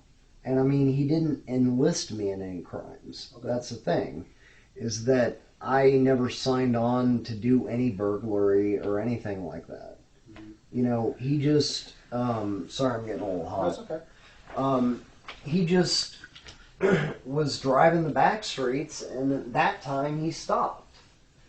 And he just said he wanted to check it out to see who was in there, and it didn't make much sense to me because, like, he'd already seen the cars from driving by that were there. Mm-hmm. And, but like I said, I was tired and out of it, and I wasn't in the mood to argue with him, and he hates when you ask questions, so I was like, you know, the sooner we get this over with, the sooner I get back and get to go to sleep. Okay, so what happened when you got back? Well, I guess he took a shower, and I just, like, passed out, because I was tired. I mean, I'd been up since Friday morning at like 6:50. Okay. And I'd been up all night. So I was tired. So what did he do when you got back? What do you mean, what did he do? Like well, y'all got back to his, you went back to his place. In-town suites, right? Yeah. So then once you got in there, you got Well, into the room. he left the stuff in the car. Okay. And then he went and took a shower, and then, So once you got in, you must have seen what he looked like then in the light. And how did he look in terms of, you know, blood? Any injuries on him? He didn't have any injuries on him, but he had blood on his hands. Where else on his body that you saw? Just like on his arms a bit. Mm-hmm. Yeah. And so what did he tell you happened then? Well, I mean, I just told him I didn't want to know. I was like, dude, don't do this again because, like, you didn't tell me that anything like this was going to happen, you know. So that was your response to the guy doing a murder? Well, don't but do this, see, don't I do this didn't, again. I didn't know he killed somebody. Well, what did you think had happened? Well, I mean, there was blood, but that doesn't necessarily mean body. I mean, I just... Okay. So, but you went and saw him 2 more times after this, right? Yeah, but he never did anything You couldn't like have been that that again. offended by the whole thing, right? Well, I mean, he didn't involve me in it again, so... Are you sure you didn't get involved in anything like this again? Yeah. You didn't go to any places where you went inside? No. You weren't sitting out like doing any other burglaries? I just want to be clear, we had talked about another date as well, and that is December 15th and 16th, which is a Monday and Tuesday. Am I right, Carrie? Yes. Sunday and Monday. Sunday and Monday. Were you in Austin that Sunday or Monday? Quite possibly. Okay. And were you with Tim Parlin? Yeah, I think so, but I think I stayed back in my car and listened to music. Explain that. Well, I mean, I was just sitting in the parking lot of the suites, like, listening to my MP3 player. So that weekend, when did you arrive in town?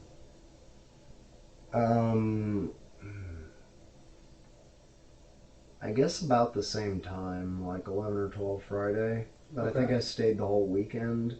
And you stayed in? No, I stayed at a motel. Oh, okay. Yeah. And, like, what happened was... Did you register under your name at the motel? Yeah. Which motel did you stay at? The one on I-35 and Runberg. Had you stayed there on another occasion as well? Well, I stayed there 2 times. That time, and then on the 21st or whatever, 20th, 21st. Okay. And I registered under my name both times. Okay. So on the 15th and 16th, so you got into town on Friday. So what did you and Tim do? Well, basically, I was just discussing what was going on with and like, talking about moving in. Okay. And I spent a lot of time just going about Austin. But as far as you're talking about Sunday and Monday, like late Sunday, I don't know, I was just like spaced out or something. I think I was just hanging out, trying to think. I must have been just either in my hotel room or like just hanging out in my car listening to music because I didn't have anything to do. Like Tim said his girl was there, so I couldn't come by, so I stayed at my place and I didn't have anything to do. So the 15th and 16th, that's 14th and 15th. Yeah, 14th and 15th. I'm sorry. Sunday and Monday. Sunday and Monday. Yeah, Sunday and Monday. That'll sound good. So, did you and Tim go out anywhere? I mean, You drove around? And... Not at night. We didn't do any of that time. Okay. Was there another time that you did that? Drove around with him at night?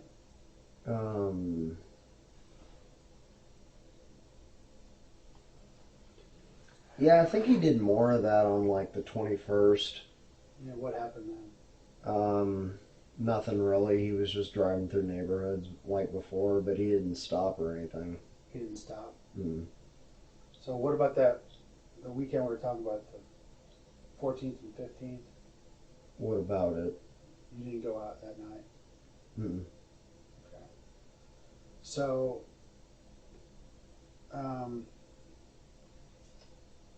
obviously, no, you didn't leave your car with Parlin that night, did you? My car was probably parked at the motel. Okay. But you didn't put your phone in Tim's car, so... Right? No. Okay. I mean, I would have been at the Motel 6 with my phone. Okay, excellent. Yeah. So,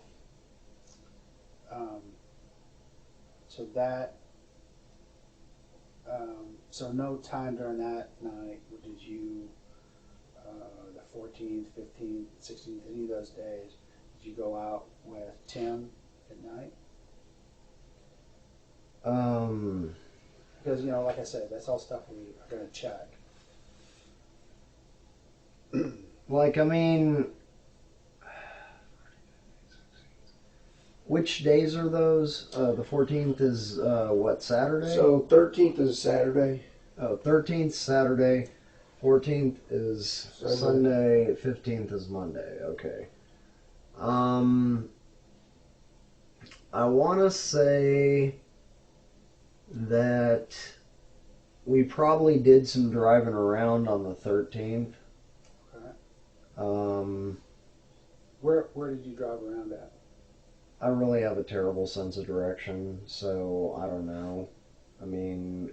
What did you look at?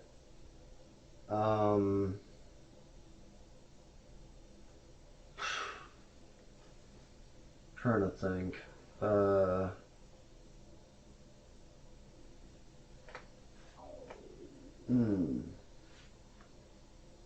It's just more neighborhoods. There's a big ditch. That's all I remember. What about the big ditch? There's beside the road. There's a big ditch. Like parallel to the road? Mm-hmm. Like you following along next to a ditch? Yeah. What else did you see? That was all I saw. He drove through that neighborhood on the 13th Saturday, and that was right on the way to like a or something, and he gassed up and paid for some drinks for me and stuff, and Okay, so what about that Sunday night? Did you all go out somewhere? Right. Were you together? like, I guess we had planned to, like, hang out or whatever, but, we didn't. So, What'd you do? I just stayed in my motel. What did you do? I don't know. Where did he tell you he was going to? Well, I mean, he said he was just doing his digi thing, which is where he looks around and takes in everything. That's what he always tells me. He's like, I do this digi thing where, I always look around and just notice everything and make a mental picture of everything. Right. Yeah. So, I just want to, going back to that earlier thing we were talking about. You didn't realize that someone had gotten killed? I didn't know what had happened. I mean... You hadn't seen any news reports about anyone? No, I really hadn't, and that's why I'm asking you. Can you tell me about who was murdered? Because I don't know. It wasn't a dealer, I'll tell you that. Okay. So... We'll tell you in a little bit. Yeah, we'll talk to you about that. Because we want to know what you know about it before we tell you what we know about it. Okay, I don't know anything about it, because I don't watch the news. Well, you've told us an awful lot about it. You've told us a lot about it, and that's good. I mean, that's stuff that we wanted to know if you knew about. Mm-hmm. Okay? So you've told us a lot about it. And that's why we keep asking you kind of over and over, because you may not think things are important, and they are, and obviously they are important, right? Mm-hmm. This is an important thing. Yeah. We're talking about a murder. Yeah. So, Shawn, obviously, when we start talking about, that we're investigating things that, might be a homicide that Tim's involved in. So we talk about that, and then your name was thrown out there. Obviously, I think you probably connected the dots at that point to know what it was we were talking about. Am I correct there? Wait, run that by me one more time. About the point that you learned that Tim had thrown your name out in regards to a murder, and I called you, saying that I was investigating a murder. You probably at that point Connected the dots back to that incident right there. Okay. So, can you connect the dots to any other things that now in retrospect you think, gosh, that might have been a murder too? Well, no, because I really, there was never any other situation like that. Like I told him, he never approached me about any of these burglaries. Right. And we drove by, he did that thing, and he had the sack with the blood on it, and I was just like, what the hell, and I got pissed off, and I was just too tired, and I just, went back and went to sleep, and I just left, and, he obviously noticed that I wasn't down with it, and then I never was exposed to anything like that again. Yeah. So, well, here's the thing, and this is why I really want you to rack your brain, okay? Yeah. Because this is very important. I mean, honestly, literally your life could depend on it, on making sure we understand what, all of the details of this stuff. So, was there ever another situation where you went at night with Tim and he got out of the car and maybe did a burglary? No. Because here's the thing, okay? Because I don't think Tim only did one. I know he didn't do just one burglary, and I don't think he only did one murder, okay? So, obviously, when we do this little cell phone thing that we do, okay, and we find that, we know that you're going to be together on that one, okay? Yeah. You give me an explanation. Now, if your cell phones are together on another one, That looks bad. That looks horrible. Okay? Yeah. So. But they aren't. Okay, I'm just telling you this because I've told you this before. Yeah. We run into this all the time. The people deny stuff because they think it's going to help them when it's really hurting them. Because sometimes people will lie, thinking it makes them look better, and it makes them look worse. And this would be one of them, where it's like, if you're lying to make yourself look better because you don't want to admit you're there when you did another burglary, then it is going to make you look horrible. Yeah, I understand. I'm going to be straight with you. Okay. I was leaving out the part about the bloody sack because I didn't want the failure to report thing. Obviously something happened. I didn't say anything about it, and I didn't want, to get caught up in this. That's why I didn't tell you about that the first time. I don't think the victim wanted to get caught up in this either. Yeah. So I think you'd be doing somebody a solid favor if you helped out. Yeah. Rather than trying to keep yourself out. I know. Okay, but I've told you what happened there. Okay. Now, as far as anything else, I can tell you that on that Sunday, I was at the motel alone, and he was off doing whatever he does. And I'm sure that our cell phones will prove that. Okay. You guys can get the FBI, and you're not going to have any surprises because, our cell phones may have been together the first time, but they're not going to have been together the second time. So tell me about, let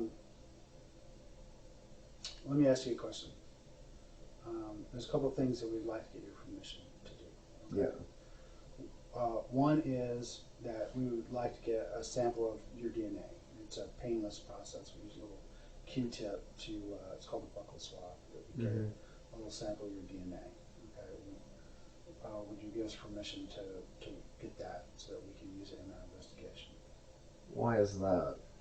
Okay, well, we use DNA as part of our investigation, and so we can compare to DNA profiles that we find during the course of our investigation. So, for example, if we're looking at aspects of the crime scene, and we obviously thoroughly check it for DNA.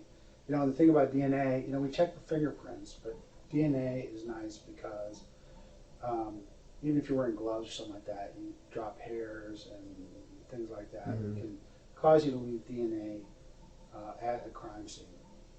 So when that happens, we take a known sample and we compare it to see if it's the same one.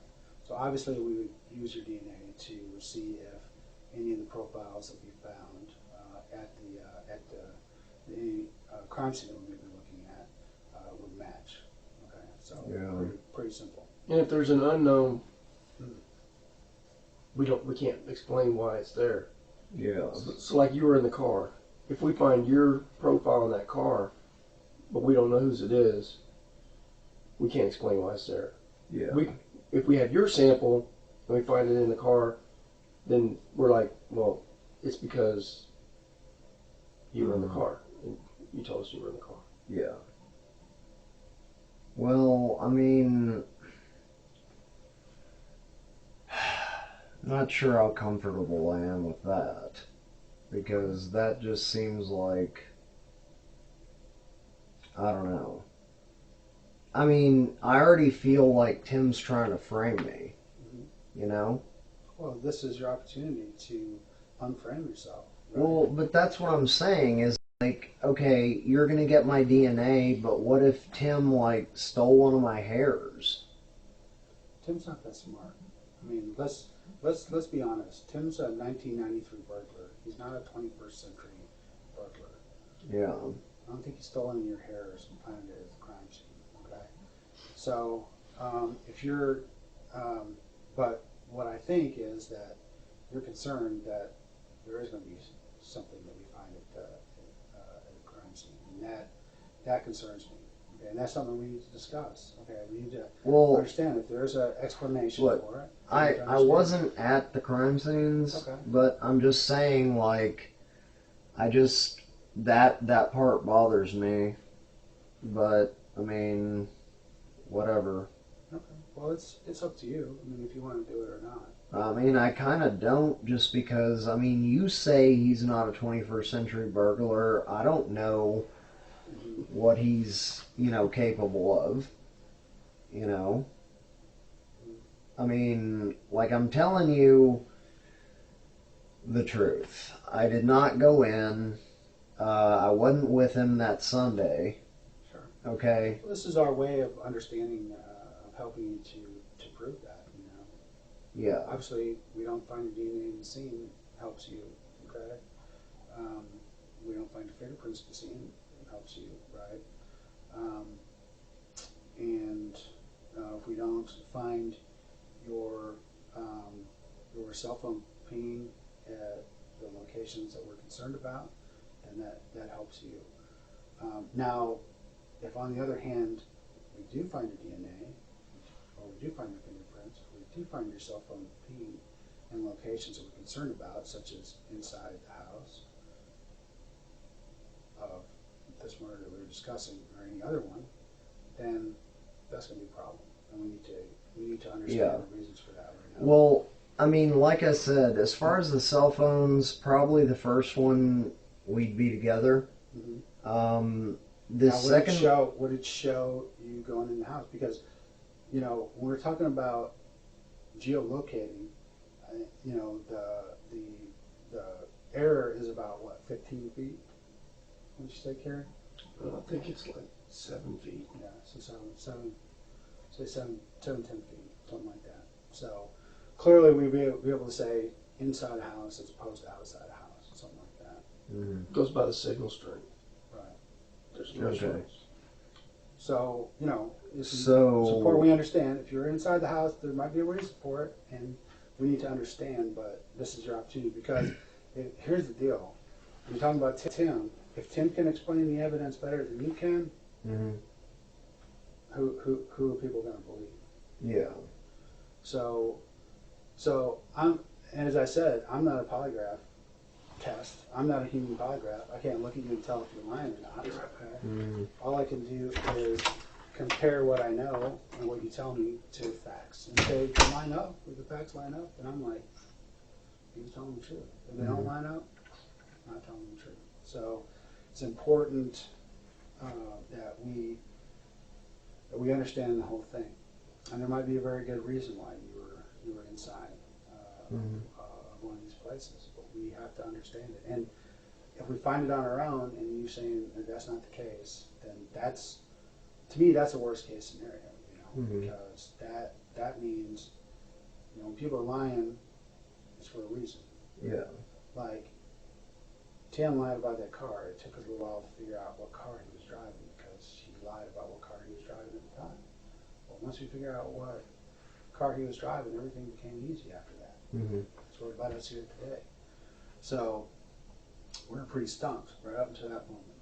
Until that moment happened. So it's the same sort of thing, We start to find the things that people say untruths about are the important things. So are the things that they're most worried about. Mm-hmm. So obviously, if someone's lying about being inside the house, we find out that they were inside the house. Maybe there was a good explanation, but if they didn't provide it, then all we can do is think the worst. Well, they didn't want us to know he was inside the house because he was the one who went in there and did the killing. So that's the stuff that we need to understand. So I'm concerned in this case because I feel like we're going to find something that is inside the house that says this guy was here, Yeah. So I need an explanation for that, and not just this case, but there's another one as well. Okay. Yeah, see, I didn't realize that when I came in that there was more than one. Right. See, Tim mentioned something that his girl caught on to. It was like a double murder. Mm-hmm. Was there a double murder? There was a double murder, yeah. Okay. Then he was telling me about something he probably did. Okay, so tell me about what he said. Well, he said that it was like an old couple near a school. Okay. And he said that it was like trending on Facebook or whatever. That's all. And he said that his girl wanted to go to the funeral. What did he say about how these people got killed? Nothing. He said they didn't release any details. Okay. So based on that, there's not really any reason for me to think that he would have been involved in the murder. That seems I didn't think he was. Right. Because he brought it up like it was news. Right. Yeah. Yeah. So that to me, that's not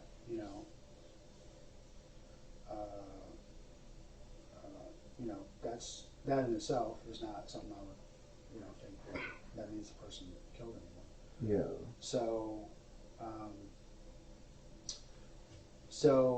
do you know where that one happened at? No. It happened on a street called. Okay. I mean, I don't pay attention to street signs real well. Okay. So it's in central Austin. Okay. And like he said, it's across from the school. Okay. Have you ever been to a house like that before? Hmm. Okay. So it's really important. I mean, this is the key right here. Yeah. The absolute key. You ever been inside that house before? I mean, maybe for a legitimate reason. Maybe you know someone or we're delivering something. Hmm. And you never sat outside while or near a residence like that in your car while Tim went off. No. Something. No. I'm telling you that the only time something like that happened was the first time. Okay. And after that, Tim never did anything like that again with me around. Okay. So let's go back and talk about this first thing again because I was talking about my concern that there's going to be some evidence showing you're inside the house. Okay. So, and there may be an explanation. Maybe Tim's like, help me get this, help me do this.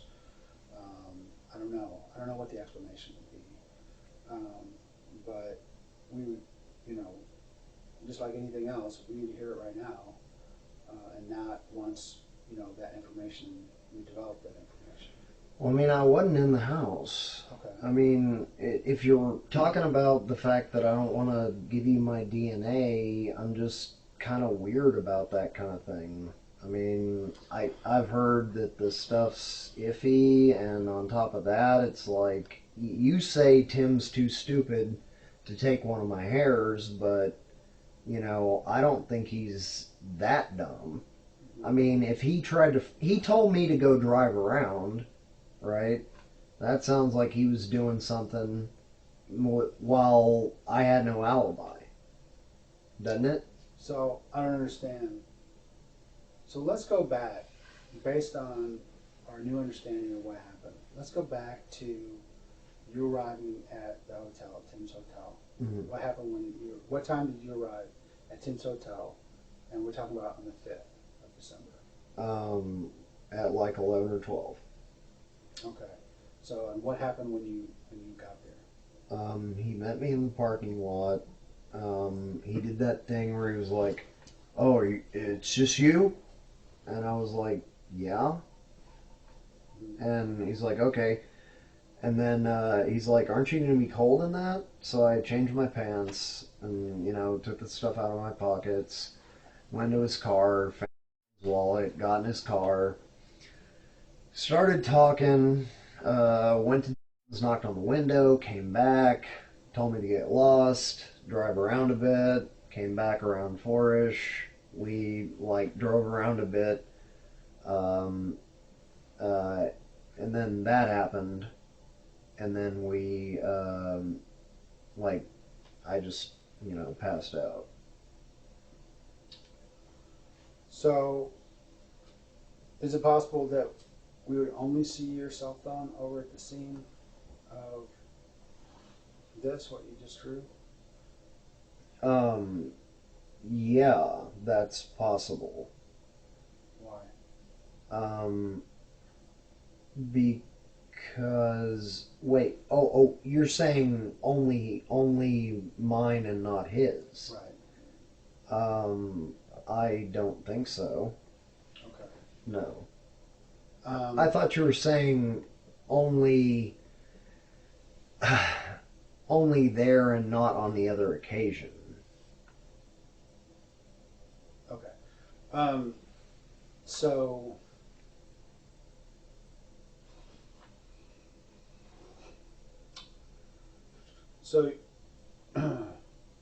so he got out of the car, and how long was it after he got out of the car that you got out of the car?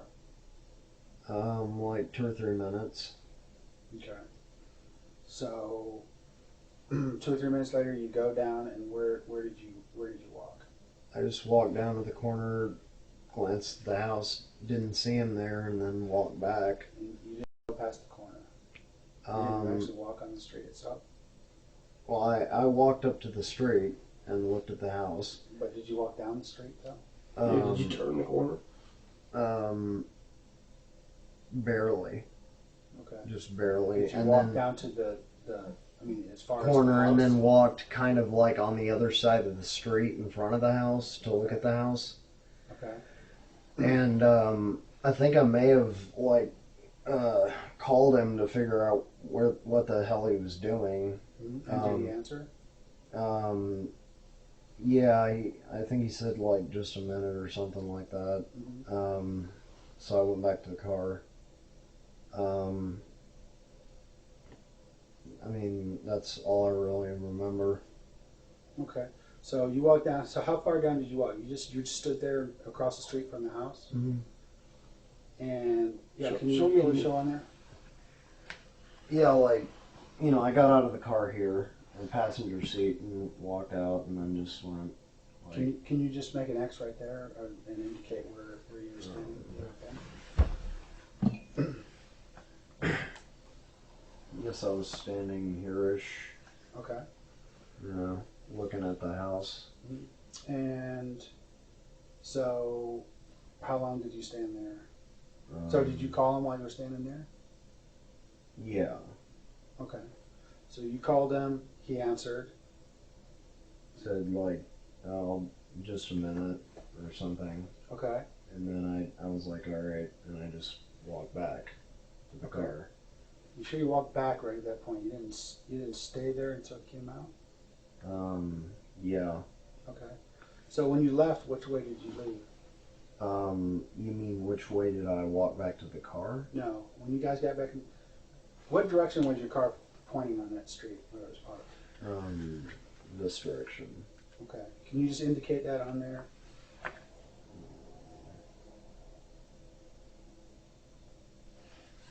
Okay. So when you drove off, which way did you go? I guess we went this way. I don't remember it clearly. Okay. Did you go back by the house? I don't think so. Okay. Did you, so the car didn't go back over to the house at all. He walked back over, got in, and then you drove off. Mm-hmm. Okay. So I think, and Carrie, you can correct me if I'm wrong, but I think that any reasonable person who looks at that Mm-hmm. says that you went there and you stood lookout while he committed burglary. Okay. Any reasonable person would do that. You even changed your clothes into long pants. Okay. Before you did it, what were you wearing? Long pants. Okay. And what color pants? I want to say khaki. Okay. And this jacket? No, Different jacket? I wasn't wearing a jacket. Okay. What kind of shirt were you wearing? Long sleeve. Okay. So, so you call him or he calls you, says, let's go, someone's coming. I wasn't standing lookout. I'm just saying what it looks like. Okay. I mean, I know you're saying that. I understand you saying that. But, I mean, he just stopped there, said something, got out, and I got out because I'm fidgety. And I went over there and called him and walked back. I didn't stay there. I went back. I wasn't standing lookout. I didn't know he was doing anything until he came back to the car. You didn't hear anything? Mm-mm. I'm telling you, he never asked me to be involved in any of this crap. I just was there. I mean, I find that odd. I mean, the reason I find that odd is because, like I said, we've talked to a lot of other people. And the people we've talked to, it's a really common pattern. He comes up to them and says, hey, I got this thing I'm going to do. And they either send that person in, or they say, you wait, I go in and do it, or they go in together. That's his common history and pattern since 1993. I don't think he's changed that any, okay? We know that that's still his pattern today because we talk to other people who are telling us this, that this is what he does. This is what he's doing all the time. He's recruiting people to come help him with these burglars, okay? Mm-hmm. I get it. You weren't in for a murder, okay? But you were in for a burglary, okay? I get it. I totally get it. I think people understand that, okay? It's not the important thing that we're trying to figure out is the murder, okay? The murder is what is the important thing, okay? I'm not saying, I haven't said yet. I mean, since this whole time, from our first conversation, I told you, I don't think you're a murderer, okay? Yeah. I think, Well, I'm not. I mean, I used to raise rabbits for food, and I'm still haunted by one that didn't die fast enough. Right. So absolutely, I don't think you're a murderer, okay? So understand that, okay? But just because I don't think you're a murderer doesn't mean that I think you're sane, okay? It doesn't mean I don't think that you would have gone in with Parlin to do this if you thought that he was robbing a dealer, you know what I mean? How is that? Well, he told me that he was casing it or something, and I was all right with being there for him casing it, but he told me that on the spot, and I didn't agree to be part of anything. He just did it. Okay. And I mean... So the other thing that we would like to do, we mentioned, is we would like your consent to download the contents of your telephone. Okay? Is that something you would be willing to give us consent for? It'd take just a few minutes, and or we do it while we're here, and you get the phone back. Yeah, I guess so. Okay. We'll make arrangements to do that. Okay. And so we can get your phone downloaded. It'll, like I said, we can do it here. It won't. It'll only take a few minutes to have someone who'll come in and download it for us. Okay. All right. So. And what does that accomplish? Well, we do that every time we have a situation. We do it with Parlin's phone. We do it with everyone's phone that we run into. Anytime we get it. And what do you get out of that, though, is what I'm asking. Well, what we get out of it is the contents, obviously photographs and call logs, text messages, things that we, might or might not get with other stuff that's on the phone. You know. So. Well, y'all are welcome to my phone. I mean, I haven't, been doing anything untoward with it. Sure. I'm telling you, I didn't, he didn't convince me to go in with any of this burglary crap. I know better than to get involved with his friends. He just dragged me out there, and this happened. Were you pretty upset that he got you into this deal? I was, but at the same time, I still needed him as a, eyes and ears for them. And, I don't know. The whole thing has just been extremely stressful. Right. But I never signed on for burglaries, and certainly didn't sign on for murder. Well, certainly, at the time that this happened, when this happened, I mean, based on what you said, there's a lot of blood on that pillowcase, right? There's a lot of blood on Tim. And you had to figure that if someone wasn't dead, they were seriously injured. And you even said just now, I'm scared because if I, for not reporting, a crime. Okay, so basically you thought that Tim had gone in and seriously injured or even killed someone, okay, inside that house.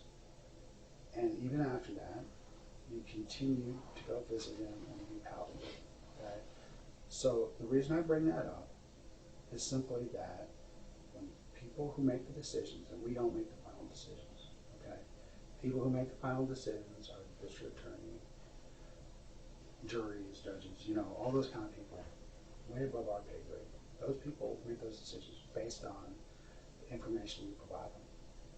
I hand over all the statements of everyone, all the results of my investigation, and they go from there. And they have to make their own decisions based on what they saw. So, here's the problem, okay?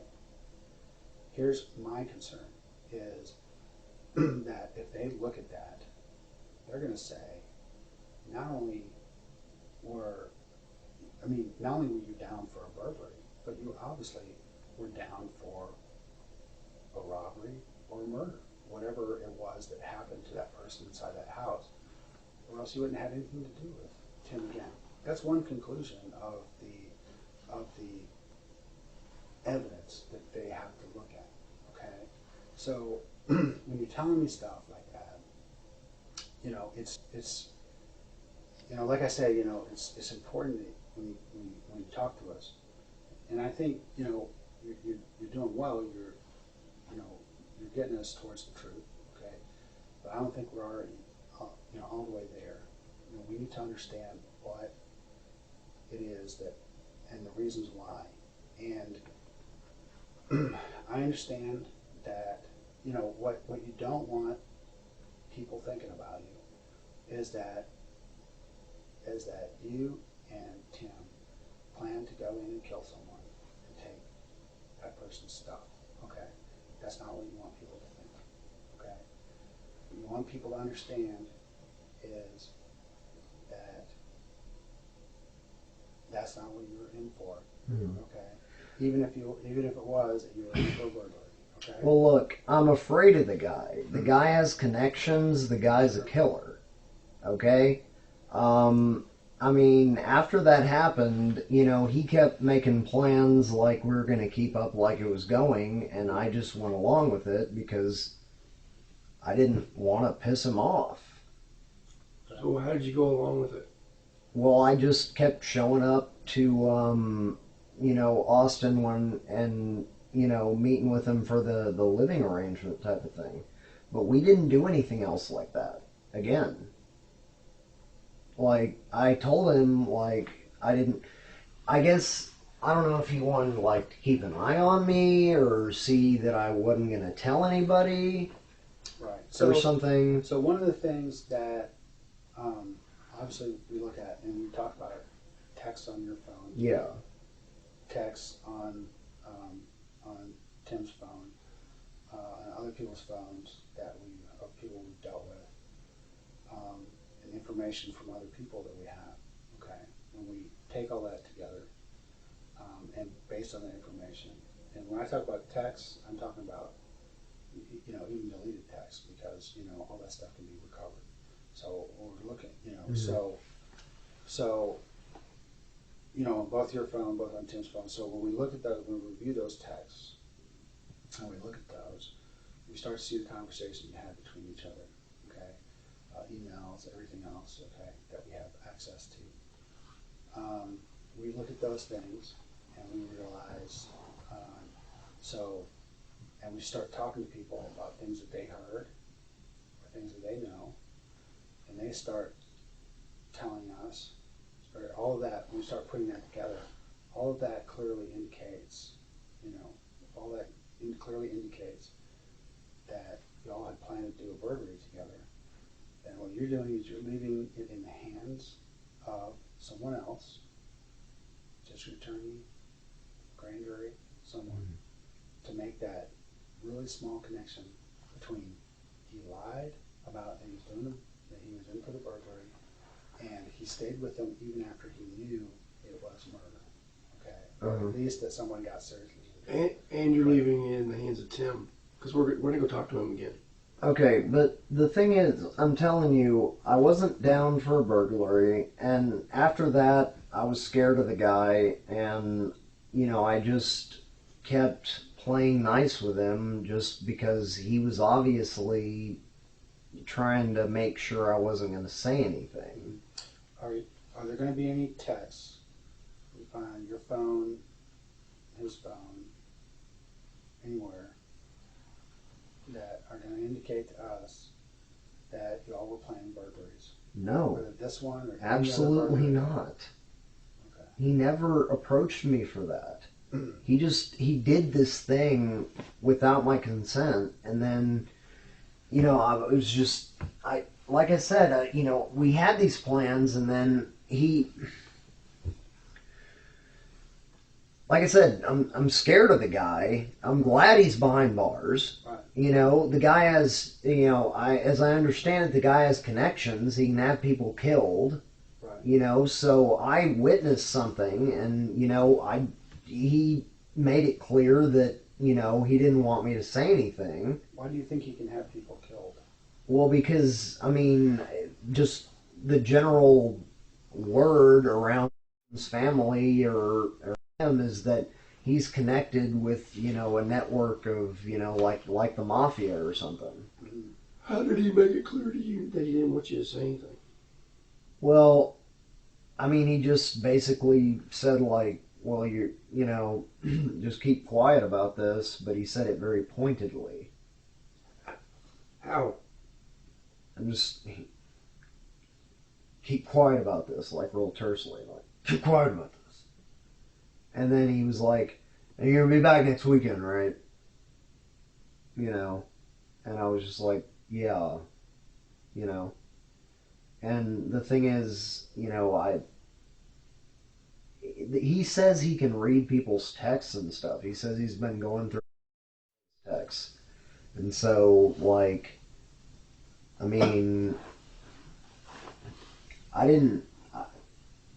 I just continued to play nice with him because I didn't want to get freaking killed. Okay, but I didn't go in for any burglary, and I wasn't with him for any more of these things. And you weren't inside Kathy Blair's house? Kathy? That's the name of the person who died. Okay. That night.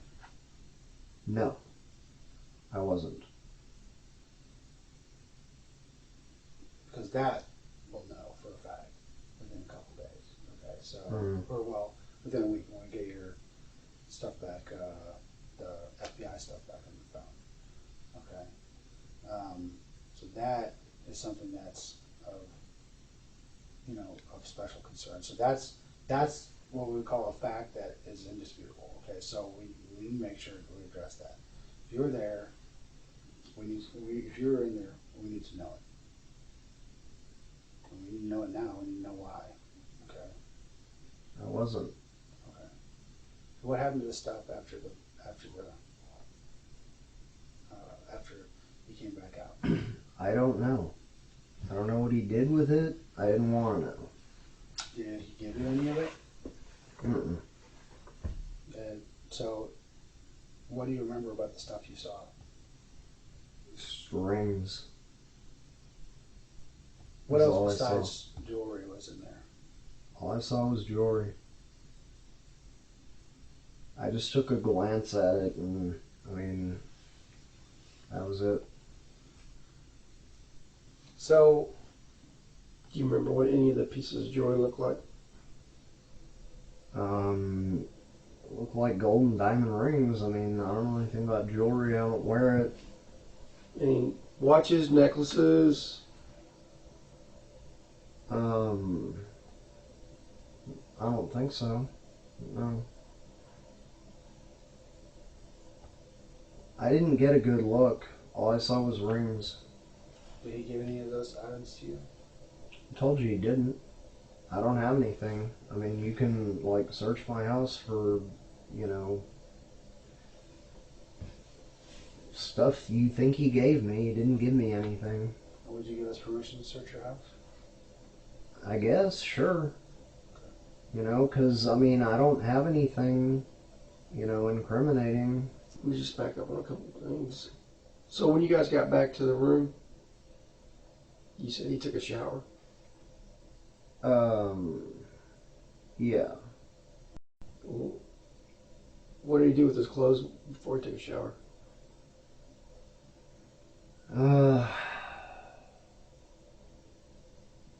You see, he bagged him up. In what? Like a little, like a shopping bag or something like that, like a paper bag with the handles. Yeah. And then what did he do with them? I don't know, because I just went to sleep. Well, where was the bag when you woke up? It was gone. What all did he put in the bag? Just all his clothes. You said he was wearing a jacket earlier. Did the jacket go in the bag? I'm not sure if the jacket did.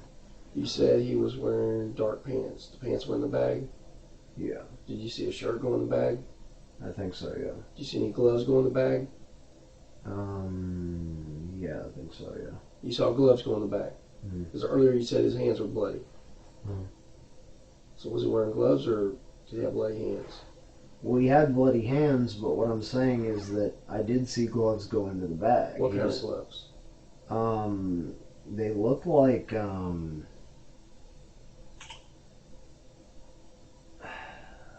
automotive technician gloves or something. Okay. What color were they? I want to say like black and blue. And what made you think automotive technician gloves? Well, because I work in an auto parts store and they were like thin and had like rubber grippy thingies, I think. Okay. Did you see shoes go into the bag? I'm not sure. And the jewelry, what did he do with the jewelry? You know, I said he left it in the car, and I don't know what he did with it. I fell asleep. Did you watch everything that he put into the bag? I mean, you saw everything that got put in the bag? I saw him stripping and putting his clothes in the bag, and I wasn't watching too closely. I was tired, and I was just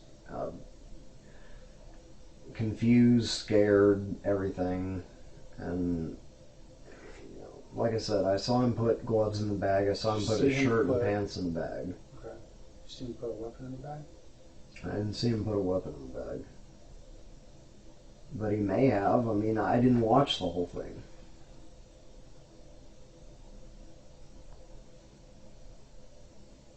I mean, the weapon could have been in the pants, you know?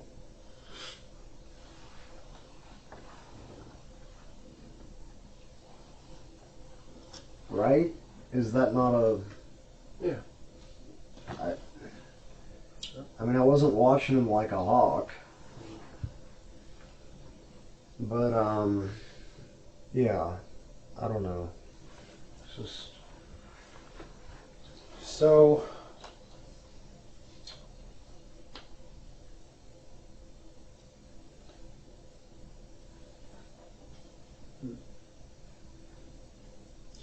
Do you know what he did with the jewelry, like later on? I have no idea. I mean, do you think he still has it? He may. He may have a cache somewhere. Where does he have a cache? Well, I mean, he wouldn't have told me that. He just seems like the kind of guy who would squirrel something away somewhere away from his apartment or, hotel.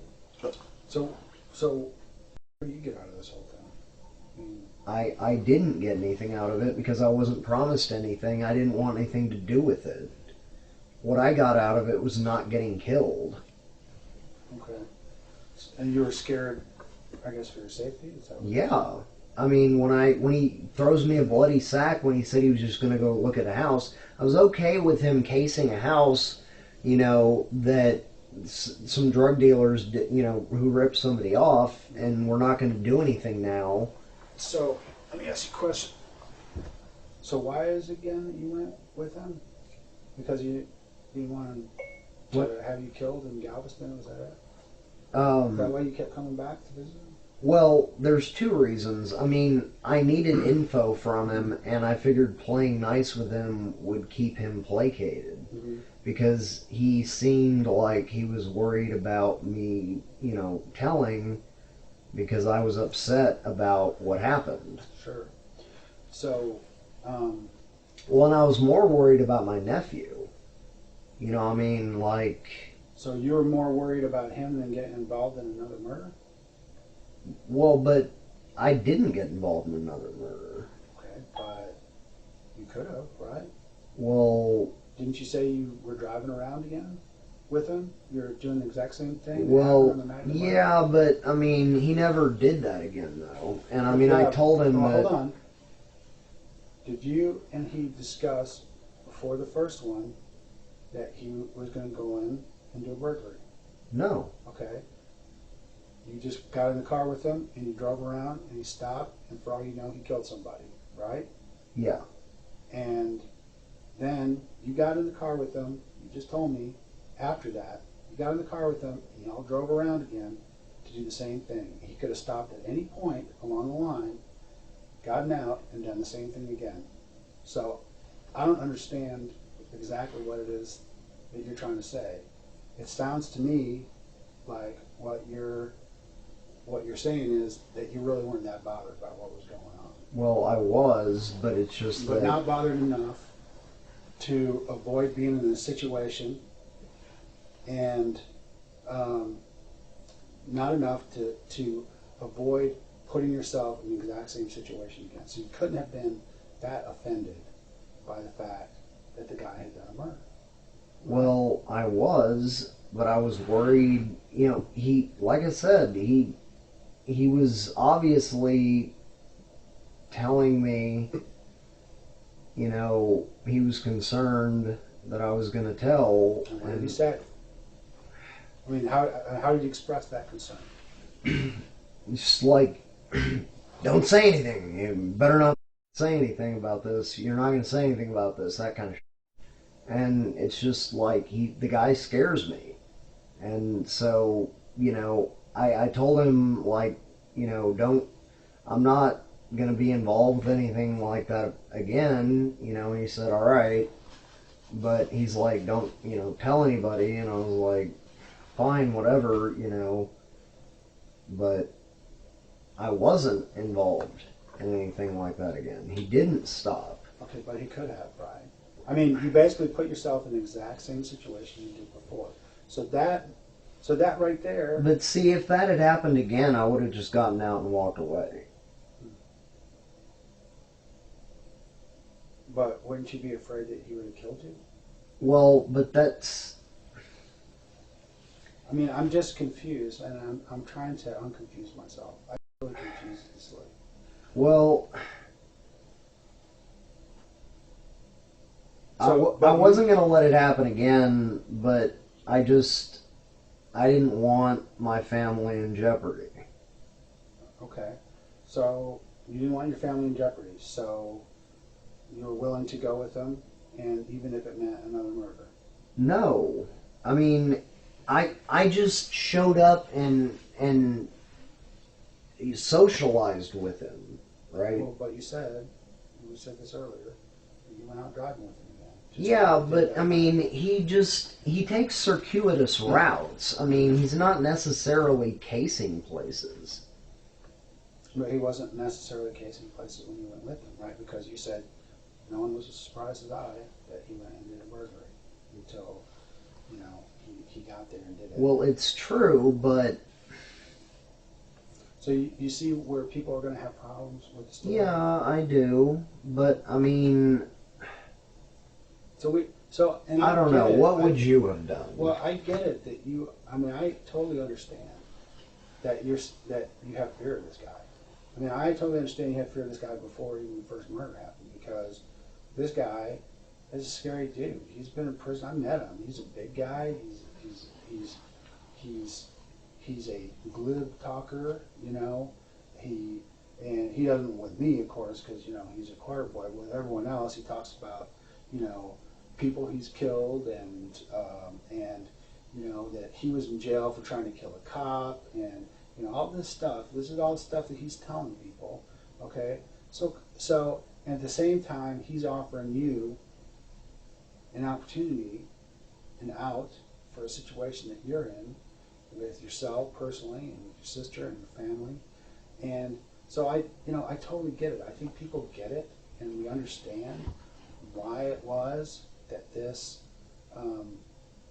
was that you would be drawn in by this guy, why you would have to feel compelled to go along with this harebrained schemes that he's doing.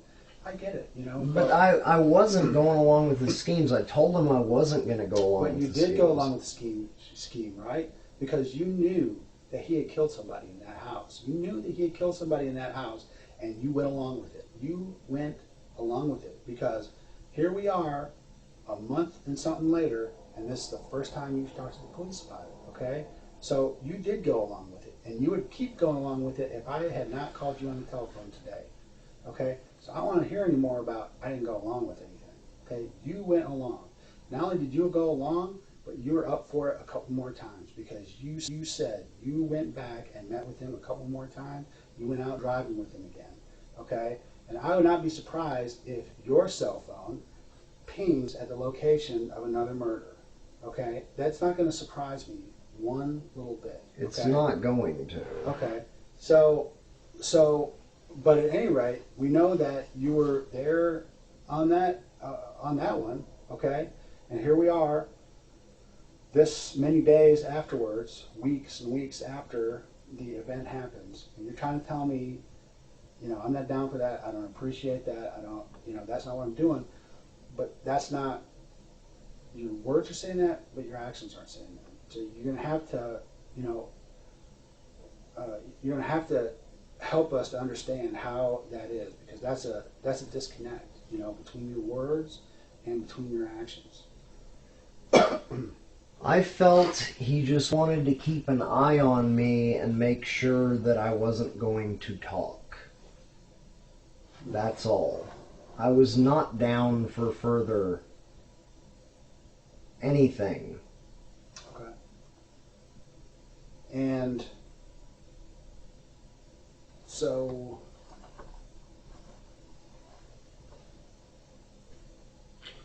you're not down. And this is what confuses me. Okay. So you want me to believe, and I'm trying to believe. I really am. I walked in here today, wanting to clear you, and I still do.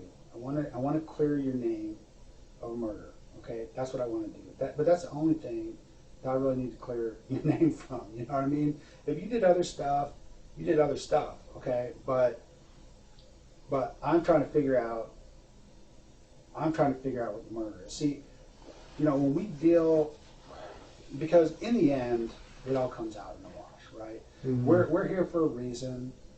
We didn't pick your name out of a hat. Obviously, we found you, found Tim, found the car, we found other evidence. We have lots of stuff, and evidence continues to roll in. So by the time all of this is done, it's all out there, okay? And so in the end, when people have to make decisions about what is going to happen, okay? And if they come to the determination that, hey, he was involved in the burglary, he knew going in, they're going to go rob the dealer, okay? That's cool, okay? If you were in for that, if that's what the investigation shows, that's how things went down, okay? And there's still murky areas, right? Because here's the thing: it wasn't that was killed, okay? It's a 50-something-year-old choir teacher that get killed, all right? A beloved person. There were hundreds of people at her funeral, okay? So I'm just telling you right now, you don't want people to think that you went out there with intent that she be killed, okay? And I think people understand, because it happens all the time, that somebody, goes out and, they're planning, Tim's a burglar. We all know Tim's a burglar. Yeah. The guy's out and he's trying to suck everybody else in. That's what happened in 1993. He sucked some kid in. That kid could have still been in prison today for capital murder. Had he not come and explained the circumstances of and he didn't say he didn't do anything, okay? This kid wasn't trying to make the cops believe he didn't do anything. He said, yeah, hell yeah, I was in for a burglary. I was even carrying a loaded gun. I wasn't in for killing a cop. I wasn't in for killing anybody who came from the door. That's Tim, So, okay, if you thought that this was going to be a dealer, or someone who ripped off a friend of yours, getting a little payback on, that's different than some people think. What you have to understand is, he didn't even say that they were going to do anything, that we were going to do anything that night. Okay, but he was just going to look at it. Right, but you were going to do something, right? I wasn't going to be involved in it at all. Okay, so he just said, I'm going to make a stop and look at this place. Okay, and here's the deal, right? If that holds up, if our investigation shows that is the case, yeah, okay, then hey, I think you're doing pretty good, okay. The problem is, if our investigation doesn't show that, you are a dude. I mean, you are beyond belief. Yeah. Okay, this is a capital crime, all right, and this is the type of capital crime that they actually carry out capital punishment on. Okay, so you want to be as far away from what happened to that woman as possible. And I understand that you want to be as far away from the whole thing as you can get. That's where we started off, right? I don't even know what you're talking about. Oh, I wasn't there. We built to this point, okay? Mm-hmm. And like I said about swimming across the lake, if you're 98% across the lake, you're not all the way across, okay? If you're at 98%, and they realize that 2% of what you said is bullshit, then they're going to assume the other important elements of what you said is bullshit as well. Mm-hmm. Okay, so that's why I'm saying, if that is not true, what you're saying, okay, that is not true of what you're saying, that you thought you were in for a burglary, all right, then you're inviting people to then assume that you were in for a murder. I understand. Especially after you go back with this guy and you go riding around with him again, just like you did before, okay? And when you go back and you're hanging back out with him again, okay? That's not the behavior of a person whose conscience is shot by what his partner did, okay? So, but he's not my partner. But here's the thing: the only way we need to get to that point is to show that you knew that it was a burglary, okay? Because they'll assume the rest. Now, and then. But why do I have to have known it was a burglary? What I'm saying is that if you knew it was a burglary, we're going to know that you knew that, because it's going to come out. It's going to come out based on evidence that we have from the people we talk to. It's going to come back from texts, emails, any number of things. Okay. Different things. So what I'm saying is the truth is going to be out there. Okay. Okay. This truth is going to be known about whether or not you knew it was a burglary.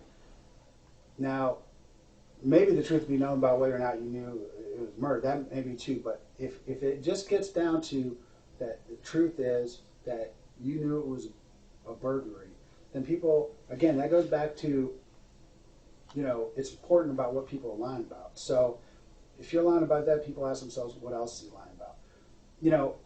If that's what happened, and you say, hey, that's what happened, I knew that's what happened.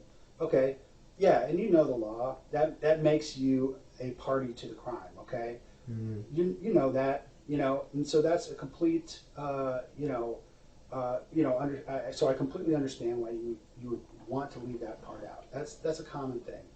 And the problem is that a lot of times in these cases we eventually figure out what it is. And then you're gambling everything on that one lie. Because all that lie is just trying to avoid responsibility, okay? Mm-hmm. And if you did something wrong, there's going to be some responsibility. But what that responsibility is, what the consequences are for actions, has a whole range of possibilities, okay?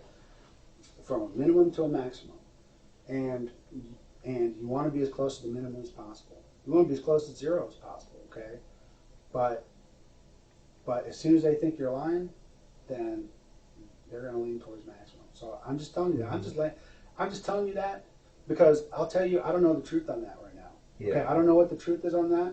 Only you know what the truth is on that. Yeah.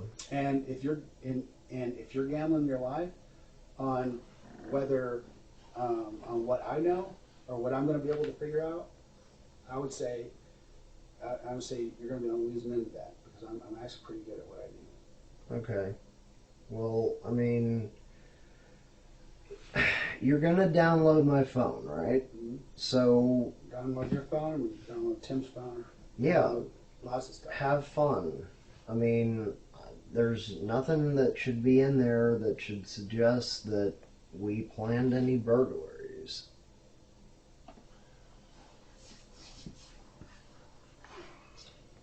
You want to grab a consent form from the car? I didn't bring my bag, so yeah. Do that. You want some water? Yeah. We get some more water. Need a restroom break or anything? No. Okay. Just hang out. I'll get back in a minute.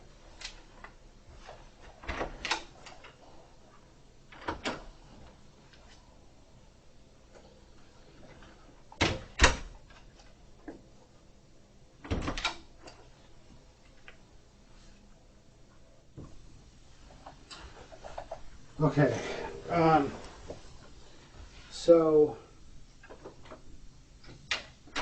when we were taking a break, I was thinking through my mind different possible scenarios that we have to consider, right?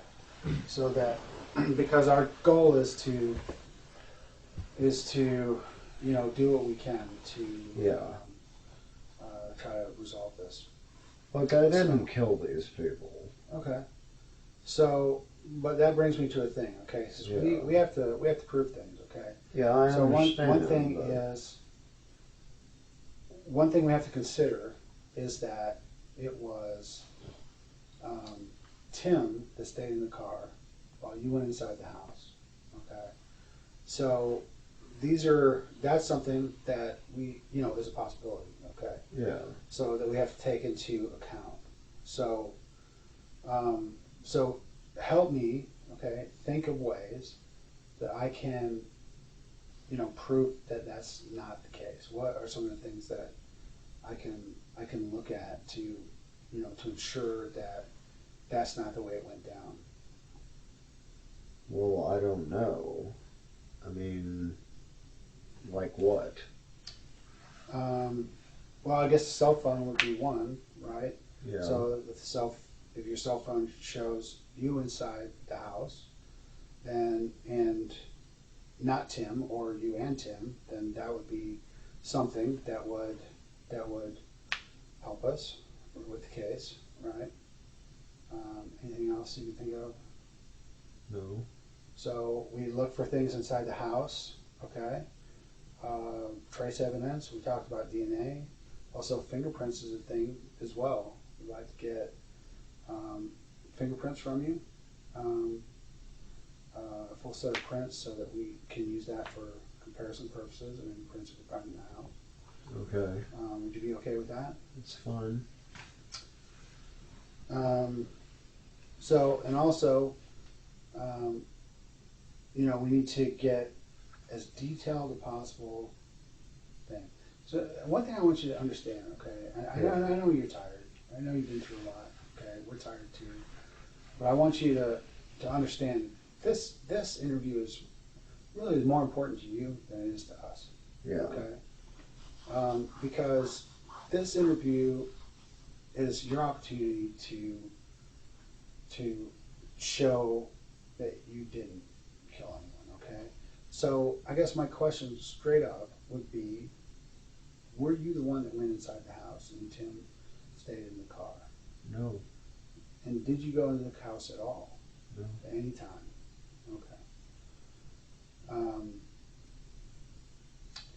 So we would like to get a sort of full, we've been through it, we want to make sure, because this might jog some memories to help us, is to go back through the events of that night. At what point did you want to start, Carrie? Part where he got to Austin. Okay. And he changed clothes and... Yeah, let's go through all again and make sure we understand how things went down, okay? Because like I said, this is important, because everything we say, we check. So, we want to make sure that that we're getting a good timeline of things that happen. Yeah. Best possible thing for you to do is to give us a detailed account of how it happened when you got there, all the way through the story, so that we understand it, the best that we can understand it. Yeah. We don't have, you're going to help get rid of questions that we might have. Okay. So. Well, I mean, I feel like I've already been through it. Well, we've kind of jumped back and forth in some of these. Yeah, so you want to start so, when I got there. I mean, I got there 11 or 12. Where had you been? Did you drive straight in from Galveston? Mm-hmm. Okay. Yeah, and then met him in the parking lot, and he asked me if I was going to be cold in the shorts, and I said, yeah, probably. Was anyone else present? No. For that? Okay. Why was he asking you if you're going to be cold in the shorts? Did you guys because already it have was an idea? cold. Did you guys already have an idea of something you were going to do? No. Okay. I keep telling you, we weren't planning anything. And I'm sticking to that. Okay. I mean, Go ahead. it's the truth. All right. Well, okay, but when you say you weren't planning to do anything, you weren't planning, you're saying you're not planning to commit a burglary, but you must have been planning to do something. I mean, even if it's just drive around, right? Well, You must have had some plans. But plans. The thing is, I came in to visit, but when I found out was at Dylan's, I realized I couldn't stay there, so I called him and went over to his place, and he said his girl was there, so I couldn't come in. So let's back up. So we were already kind of off time. So let's back so you did go somewhere in Austin before you went to No, I didn't go anywhere, because the thing is, over the phone I found out that was there. I got it. Okay. And so... And so then, once you figured that out, you called Tim. Yeah. And then you proceeded over to his place. Yes. When you got there, around, what time was that again? 11 or 12. 11, 12. At that point, you called him again to tell him, come on down? Or did you knock on the door? Yeah, I called him to come out. Okay. So he came out and he met you in the parking lot. Uh-huh. Correct? Okay. And tell me again the conversation you had in the parking lot. I mean, he just said, "Are you gonna be cold in those shorts?" And I was like, "Probably so." So I changed into pants. Whose pants? Your pants? My pants. I had a bag in my car. I changed in my car and got all my stuff in my hands. And as I was fumbling with all that, I went to go get one of my things, whatever it was, and I found his wallet underneath the seat. And that's when we decided to go to his place, knock on the window, and he didn't answer. And I guess it got to him later. And we came back, and he said, go drive around a bit. And later on, we met up. He said his girl had gone to work, and we were driving around. And then the whole thing happened, and I stayed in the car. So let me just back up for a second, because I just want some clarity. Before y'all got in the car, before y'all left, you had a conversation, and what was? I mean, obviously you had made a decision to do something. What was that? Did you just both get in the car and he started driving wordlessly, or was there some, okay, let's go do this? Yeah, I mean, he said he was going to just go gas up and get, drinks and stuff. Okay. And, I mean, every time he says that, it just turns into a ramble, Okay. So he said, just gas up and go drink. How long do you think you spent in that parking lot right there? You talking about the parking lot in town?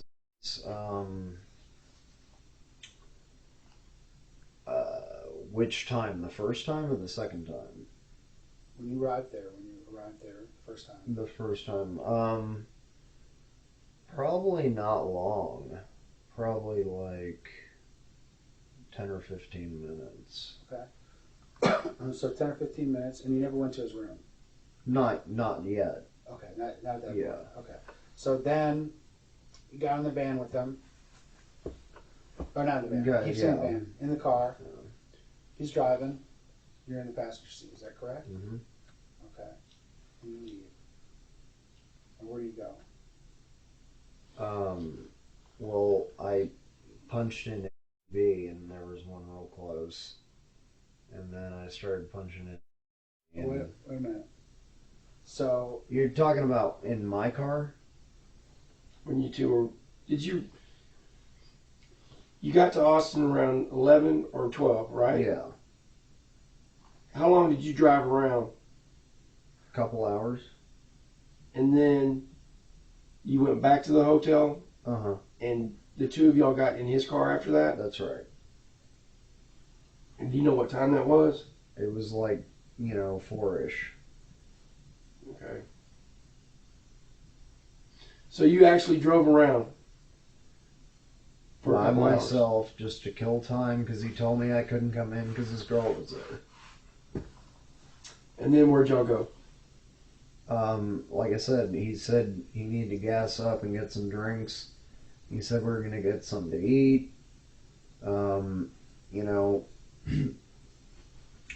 We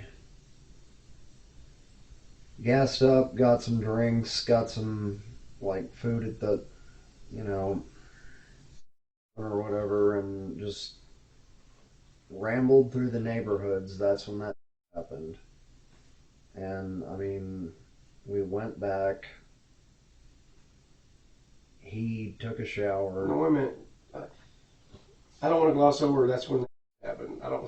I want you to tell that story too. That part of the story. That's the most important part. Yeah, I mean, he rambled through the neighborhoods, and then right as he comes through the neighborhood, he tells me this story about the dealers, right? Okay. Well, he drives by a couple times, and then says something about the cars, and then parks. Like I drew here. So by then you knew what house he was talking about, right? Yeah.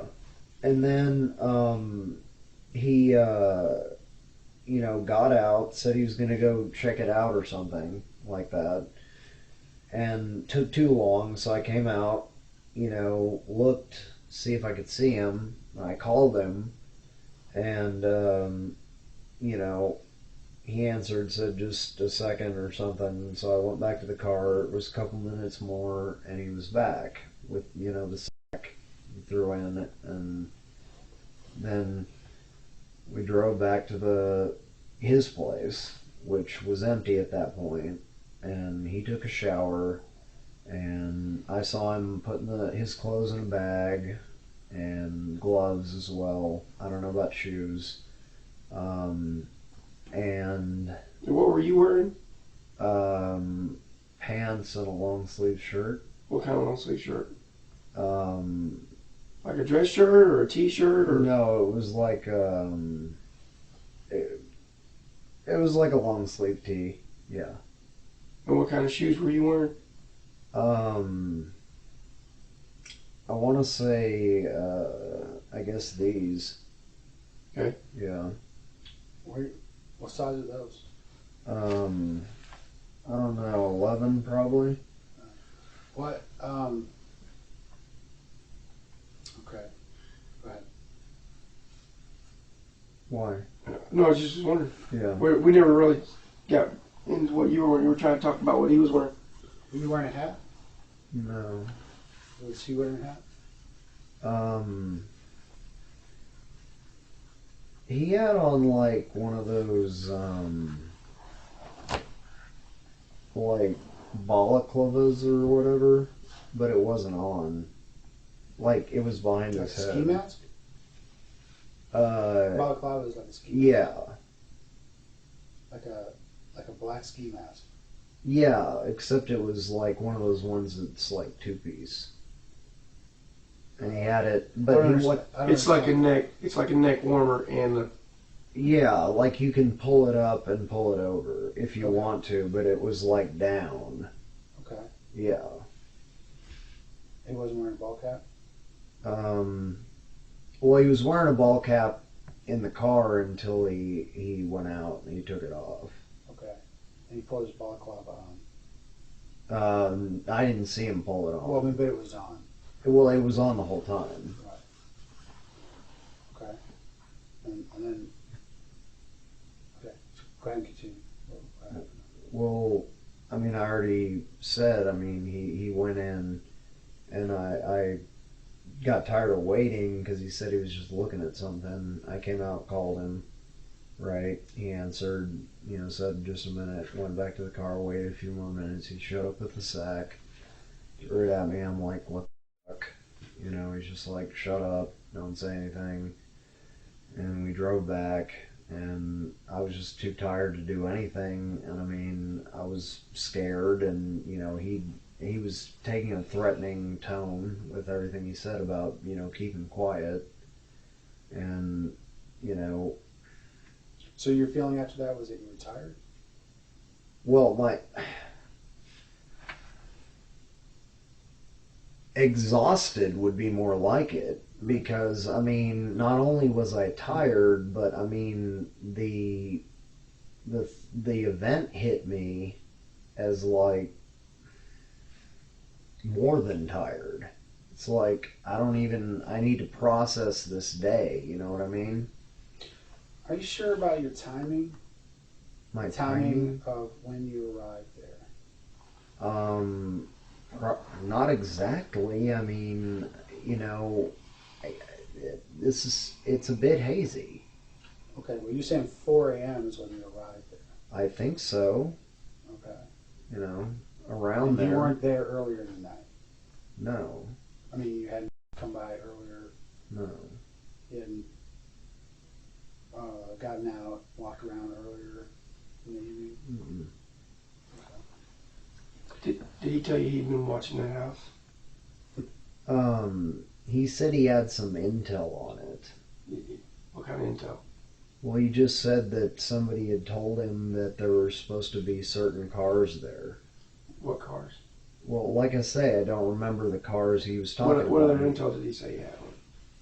That was all he told me. It was like he was worried about how many people were in the house or something. Did he tell you that there was a camera on the house at the corner? No. Is there? Yeah.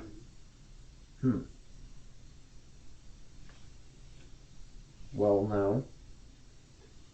Did he tell you to go in that house and to call him when you were ready to come back out? No. You sure? Yeah. Because that's pretty easily verifiable right there. That's information that not going to be hard for us to figure out. So that's why we bring it up. Okay. There's some things about your stories that just concern me, really. Mm-hmm.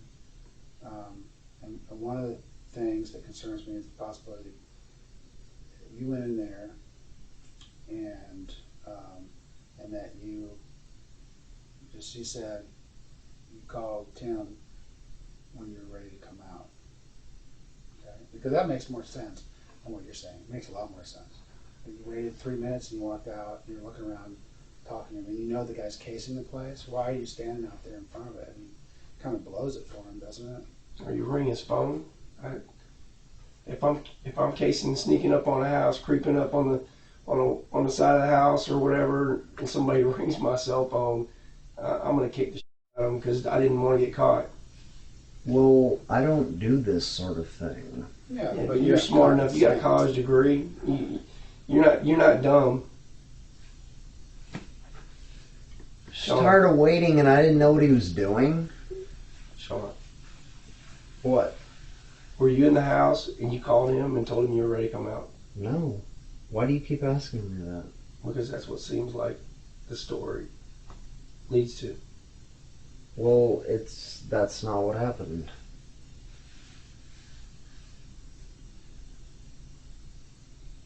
What else do you know about this story that you're not telling us? Nothing. I mean, I don't know what you're fishing for. I'm not fishing. I'm fishing for anything. We have video of the person who got out of the car. We have video of the person that got out of the car. Okay. So it's pretty easy to tell whether it's Tim Parlin or Shawn. Yeah. All right. So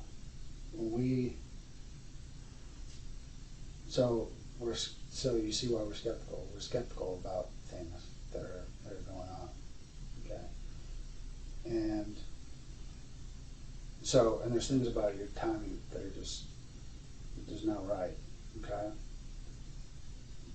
Because we know exactly what time that you got there.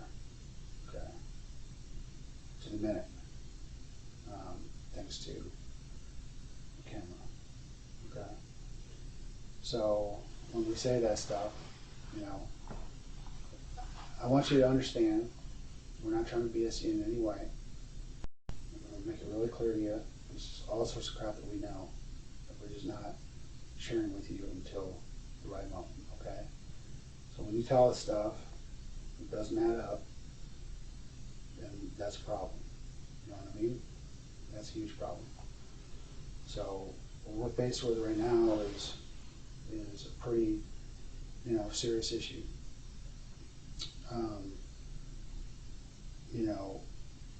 And I was telling you, when we're looking at a crime like this, basically what it is Travis County, which is where this crime will be tried. Jurors are pretty fair people. They're fair-minded people. Really, they want to hear three things. Okay? They want to hear the person takes responsibility for their actions, expresses remorse for their actions, and then indicates how they're not going to continue on in the same behavior. That's really the juries in Travis County. They're all looking for something they can latch onto that says, hey, let's spare this guy. Let's give this guy a chance. And that's what they're looking for. Okay. What they don't like to see, what none of us like to see, decision makers, is when someone doesn't, take responsibility for their action, doesn't even express remorse for their action, lies about their actions. Those things all are things that weigh against them. Okay, things that weigh towards them is what we call mitigating things. Are things that that indicate that a person has done something as a result of they weren't in their right mind. Maybe they're under the control of somebody. Maybe they're scared of somebody that makes them want to do something. These are all kind of mitigating things, but with the time to say, no, that's not the way it happened, it's not now, okay? Because we're way past that. We're way past we're sitting in a room right now, we're given the opportunity to do one of two things, and that's either, bail yourself out or sink your own boat, And it really doesn't matter to us how it goes, because in the end we can prove what happened. We can prove it scientifically, and we can prove it through good evidence, facts. We can bring facts to what happened. So when we bring those facts and we present them, it's indisputable about what happened. Okay. The only thing that we can't ever figure out is why. Okay? That's the part of the equation that we can't figure out, because I can't insert why into the equation. All I can insert is facts, and the facts are pretty cold, when they're just laid out there on their own without explanation, without narration, without someone speaking up as to why this set of circumstances occurred. And when they go out that way, people are just going to look at the facts, and the facts are not pretty in this case. You know that. The facts are not pretty in this case. So when we look at that, we look at those facts, present those facts, because when we're done here today, we'll go back to Austin, we're going to present what we learned, okay? And I know what I know. I know what I know before I came in here. I know what I'm going to know even better in the next few days, okay? And I can present those things that I know just by themselves, or I can present them with the explanation. The only person who can explain things is you. We need to understand why this happened, what led up to it, because I always tell people, don't let others tell their story. Yeah. You gotta tell your own story. You gotta own up. You gotta take that first step, which is take responsibility, before you can ever go to those next steps and say, I regret it. It wouldn't have, it was never gonna happen again. It wouldn't happen. There was something in my life that was going on at that moment that led to this happening, and we know why the house was chosen. That's what led us to you, because we know why the house was chosen. Why was the house chosen? Because Tim chose it. Okay. So we know that. So maybe, I don't know, did he bully you into going into the house, or threaten your sister, or what was the deal?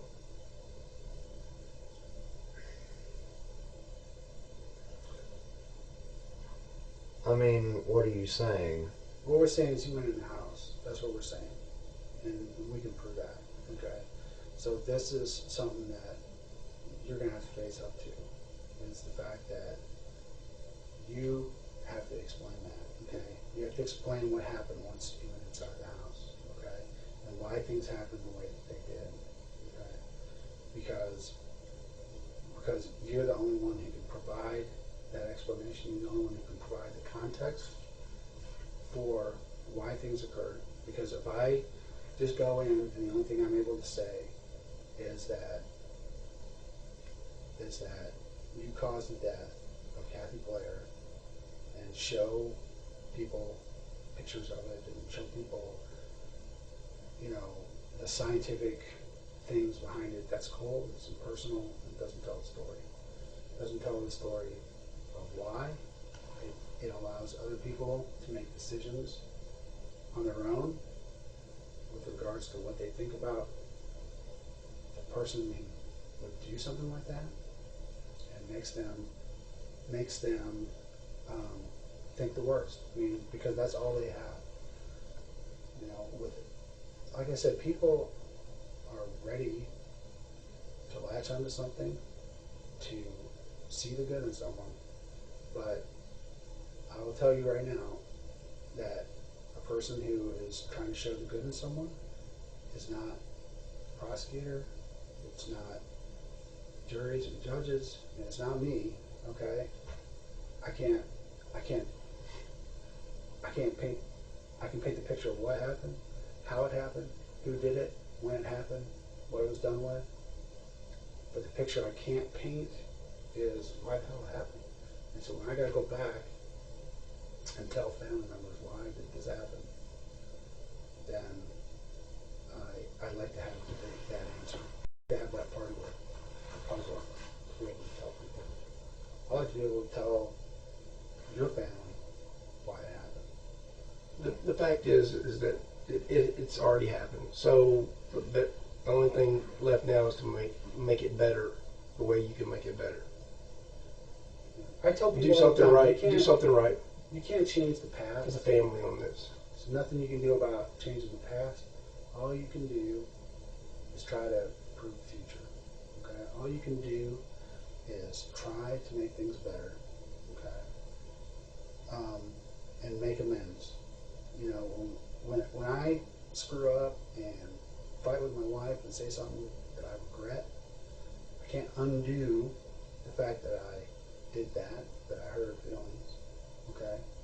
What I can do is I can explain to her why I snapped at her. I can explain to her that I'm sorry, and I can tell her that it's not going to happen again. Because those are the things that she wants to hear. Because she knows what I did. The only thing that gets me out of it is I explain why. You know, we're looking at something here that's on a pretty wide scale. Okay? Yeah. And you want to be on the bottom of that scale. And the only way you get on the bottom of that scale is to start getting people in your corner. Okay? And that starts right now. To try to get people to... Yeah, he was threatening my family, okay? Okay. I told you I was afraid of the guy. Right. Oh. You know, he said my jumper was, you know, saying his name too much and he was going to kill her, and we're close, and I couldn't let that happen. But I didn't kill her. Okay, so what happened? Well, I mean, he told me to go in the house and get the stuff. I don't know when she got killed. I mean, like, she was asleep. Okay. I mean, I don't know if he came back or what. Okay. Like, look. So tell me this. Just walk me through it. So I would have never done this. I didn't want my little sister dead. I totally understand that. So walk me through this whole thing, okay? Walk me through. Where did you go into the house? He told me the back door was open. Okay. So you went in. Yeah, and I looked around and she was fast asleep. And so, I mean, like, he kept talking about, like, offing her, and I was like, I'm not going to do that. And then I was like, I was talking about, like, maybe using ether or something to anesthetize her, so she wouldn't. And he's like, no, just offer her. I was like, I'm not going to do that. And so I snuck in, and she was fast asleep. And yeah, I took her jewelry. She had this big, tall jewelry box. I emptied it into a pillowcase. Okay. Right, and then took it back, gave it to him, and he said that was what I had to do. Okay, I mean. So tell me. I know that something happened in there. Okay, I know that was your intent, to get in there, to quietly get in and quietly get out. And I did. She didn't wake up. But something happened though, right? Because when you left, she wasn't still alive. Okay, so we need to understand what happened. Okay. Yeah, but I don't know. That's the thing. She was asleep when I was there. Okay, so she was asleep. So let's just walk through it. Okay. So you came in. Let's just walk through the entire thing. You came in through where? The back door, you said? Yeah, it was open. Okay.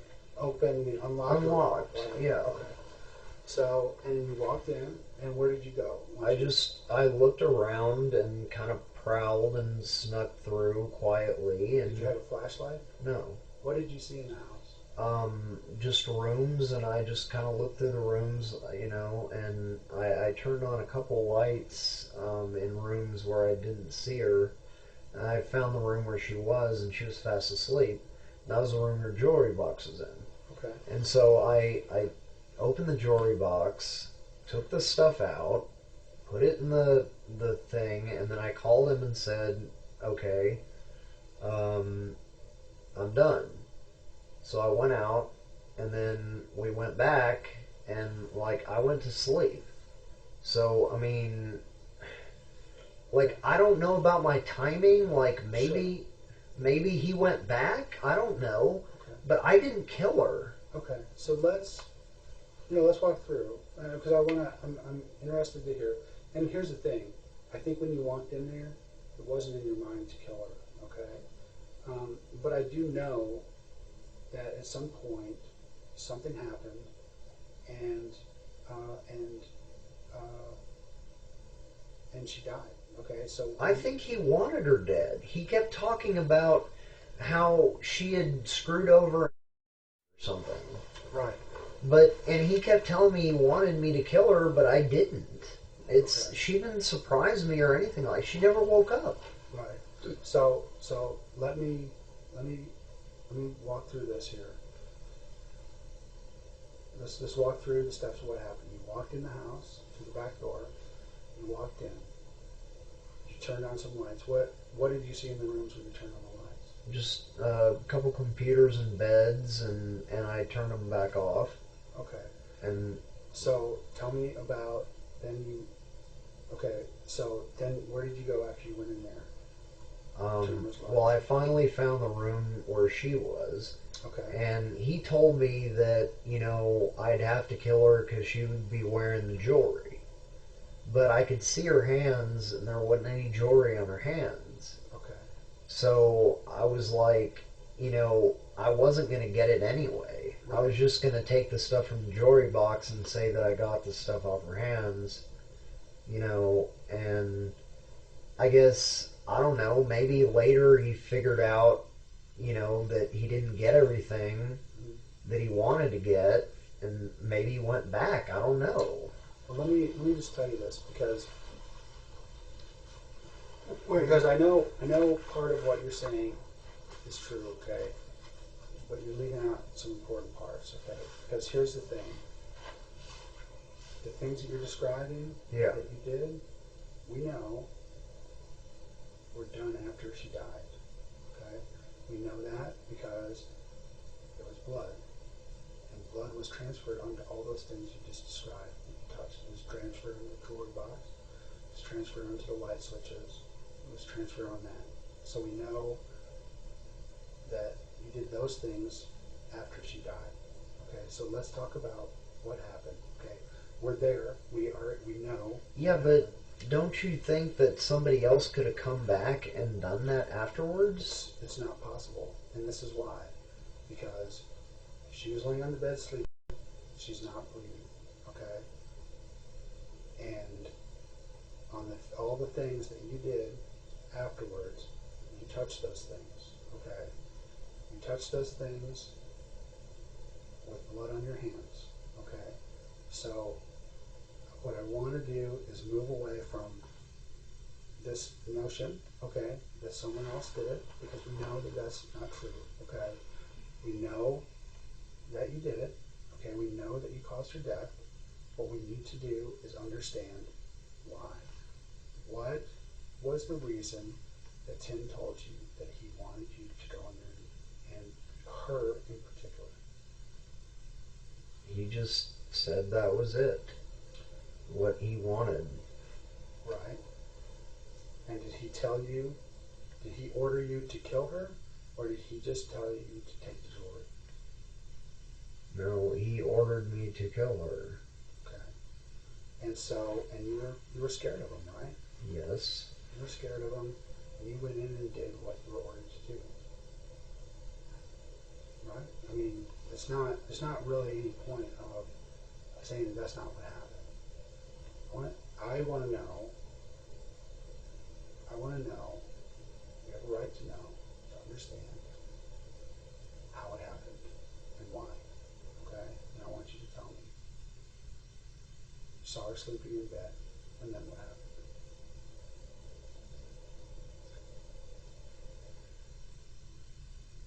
I know it's difficult. I don't want to say anymore. I know it's difficult, okay? You've already said enough. We already know. We already knew before we came in here, okay? You know, we want to hear you. We want to hear from you because right now we're still at the facts. So right now, I know you have trouble thinking about it, okay? You have trouble thinking about it.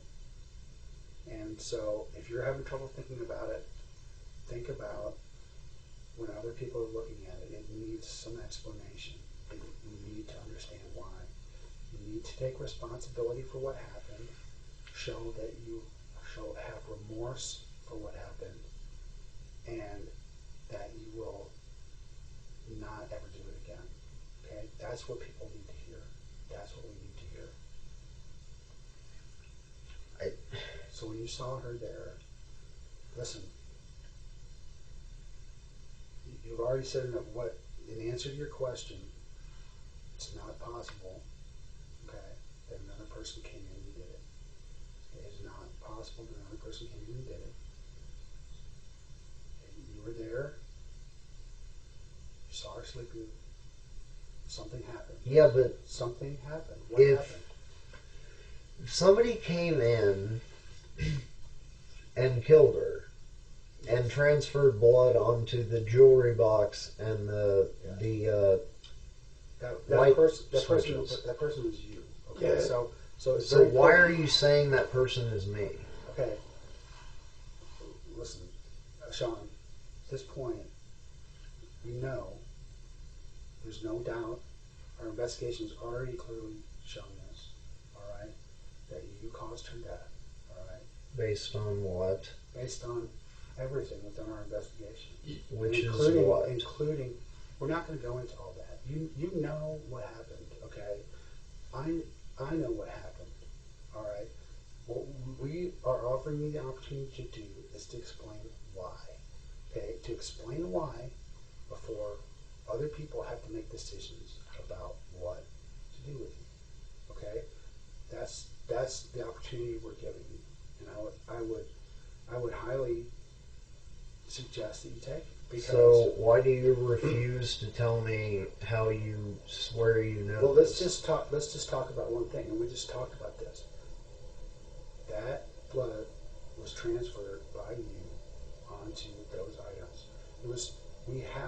Did we not tell you that there's cameras? Okay, that's why we knew exactly what time this happened. We know exactly where it happened. Okay, so we know that same camera that tells us that you were the one who went down the street also tells us that someone else didn't come along and kill her after you left. Okay? So that's... Could they not have come from a different angle? No. Listen, right now, you need to understand that people have to understand why this happened. They have to understand because in a little while, at some point, people are going to be making a decision. That decision is what the consequences are for what happened, okay? And there's no question at all, there is no doubt, and I'm just telling you, this is my professional opinion, and I've been doing this a long time. My professional opinion is that there's no doubt that you are the person who caused her death, okay?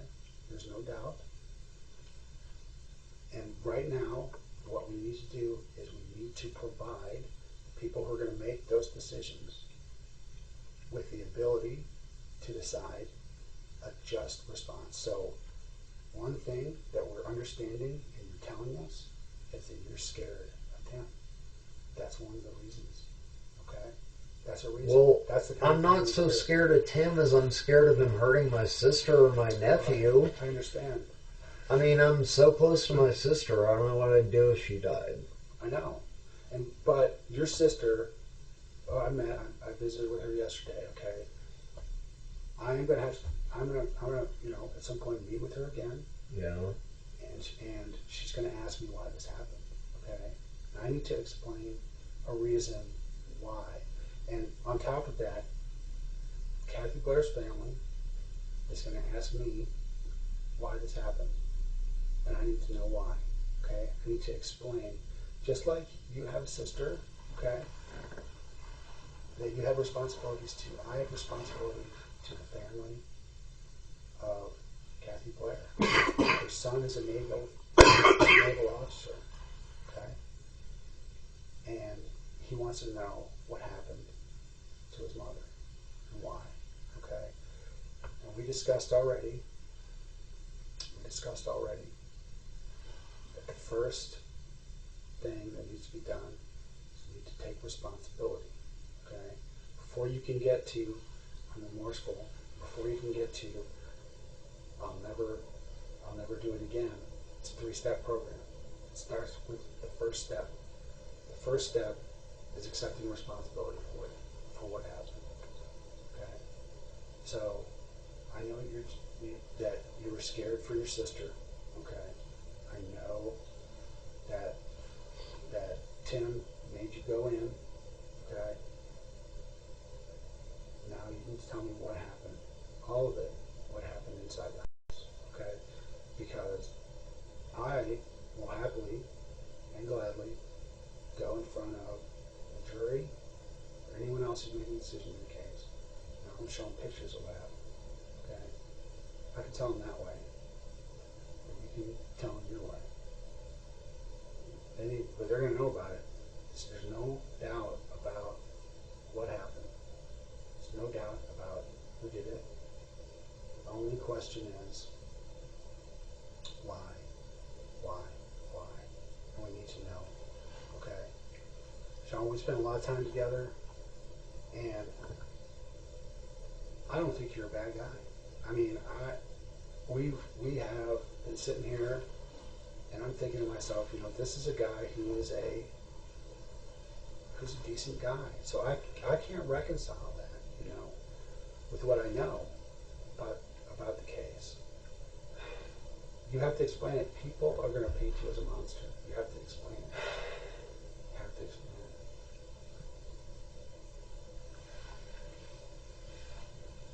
it. She woke up, she lunged at me, grabbed the knife, started trying to wrestle it out of my hand.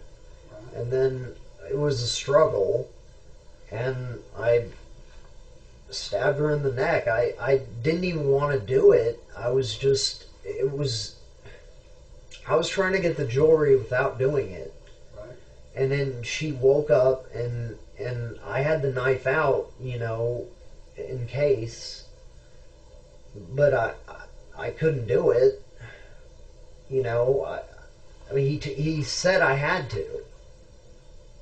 Tim said I had to, or he'd kill my sister, or have her killed, right? So,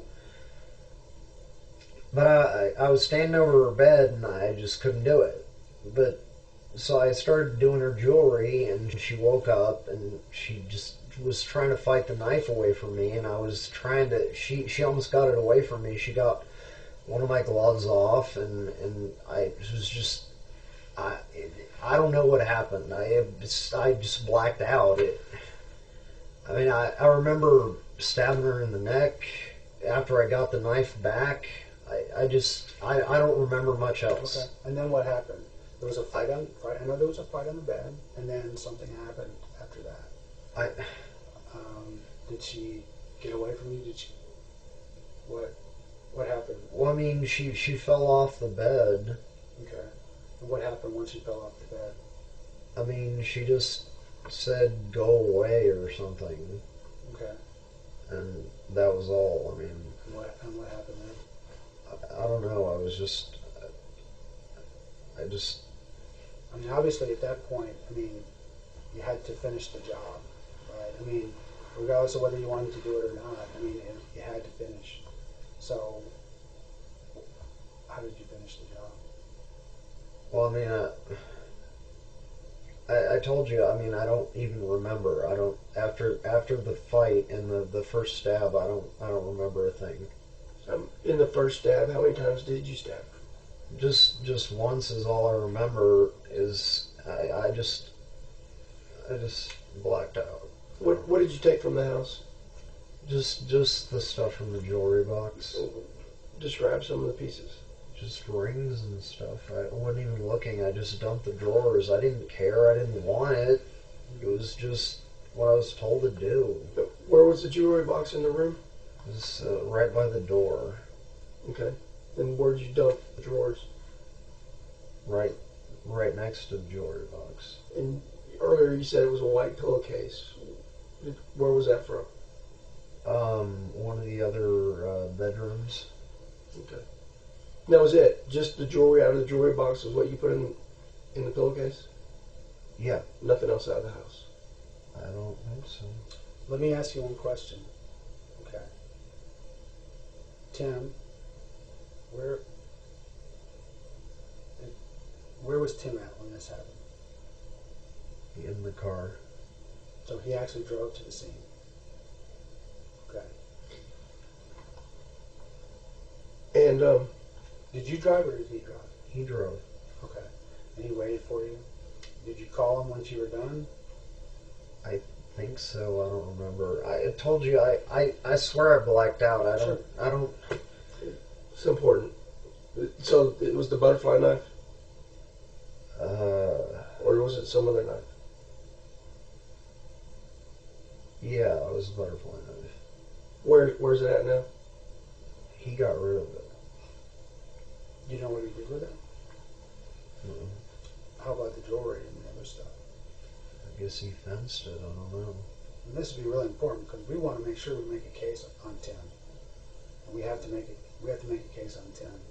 And the way we do it is link that stuff to him. So anything you can think of about how he got rid of it is going to really help us with that. He has fences. Do you know who? No, I mean, he wouldn't share any of that information with me. What about the clothes you were wearing? Where did they end up? He bagged them up and got rid of them. Where did he get rid of them? I don't know. He did it himself. Think he still has them? Maybe. I mean, what about the shoes you were wearing? We got rid of those too. What kind of shoes were you wearing? It was like shoes. And whose shoes were those? Were those yours? They were mine. They were like waiter shoes. And where did you get them from? Like when I was working at. Okay. Did you buy them through the company or did you buy them directly from shoes? How did that? I don't remember because I got one pair of shoes when I was working at and I got another one later, so I don't remember. But I mean, what did you do with those shoes? He took them, put them in a bag, and said he was going to get rid of them. That's all I know. Okay. What else can you remember? So let me ask you this: you mentioned something about she had screwed him over. That's all he said. How? Screwed her over? No, she screwed him over. Okay, is what he said. And this was this something that Tim wanted done because he was angry with her, or was he? It was something Tim wanted done. Yeah, okay. And he said, "You're going to get some good juju from this." Right. That's what he said. Told me afterwards. Okay. It almost made me sick. Well, I mean, the whole thing made me sick. So, did you have any communication with him about this, like texts or anything like that we might be able to retrieve that we can show that Tim was involved with this? Well, he doesn't text. He doesn't text. Okay. All right. Well, we'll continue to work because I want to put a case on Tim. Tim's behind this whole thing. So let's talk about Brentwood. Let's talk about that one. Brentwood, are you talking about the third one? The old people. Yeah. What about it? So what happened on that one? I'm not involved. You're not involved in the Brentwood one? No. And who if Tim is making people do this, who would he make do that? I mean, The only guess I would have off the top of my head is,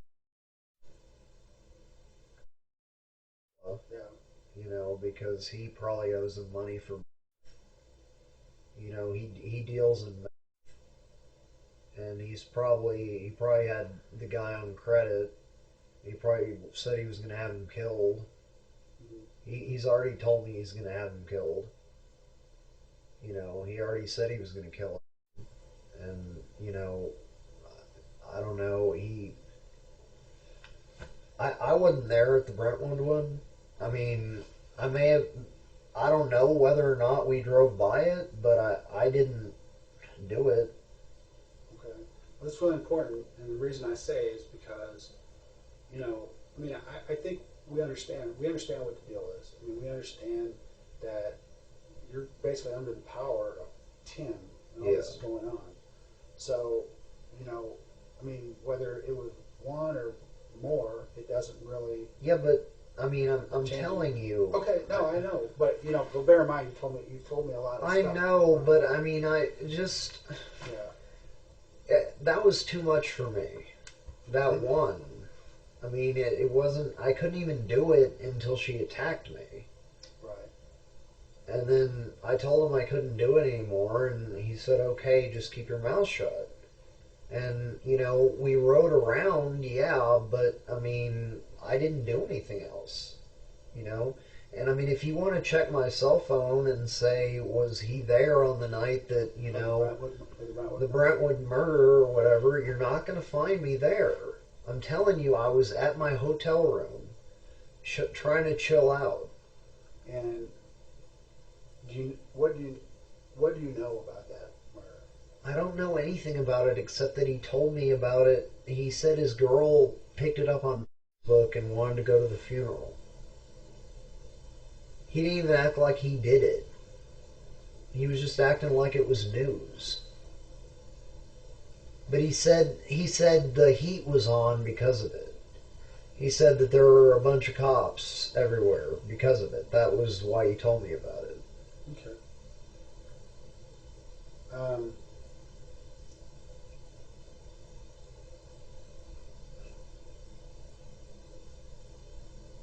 right. You have any questions for me right now? What's going to happen to me? Well, we're going to decide. Okay. So you just hang out for a few minutes here. We're gonna take a break. We'll probably come back in. We download your phone and stuff and do all of that. You want some more water? Sure, I guess.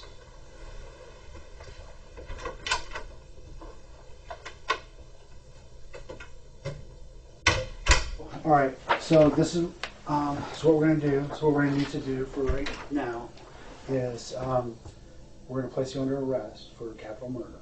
Okay, based on the information you've provided us. Okay.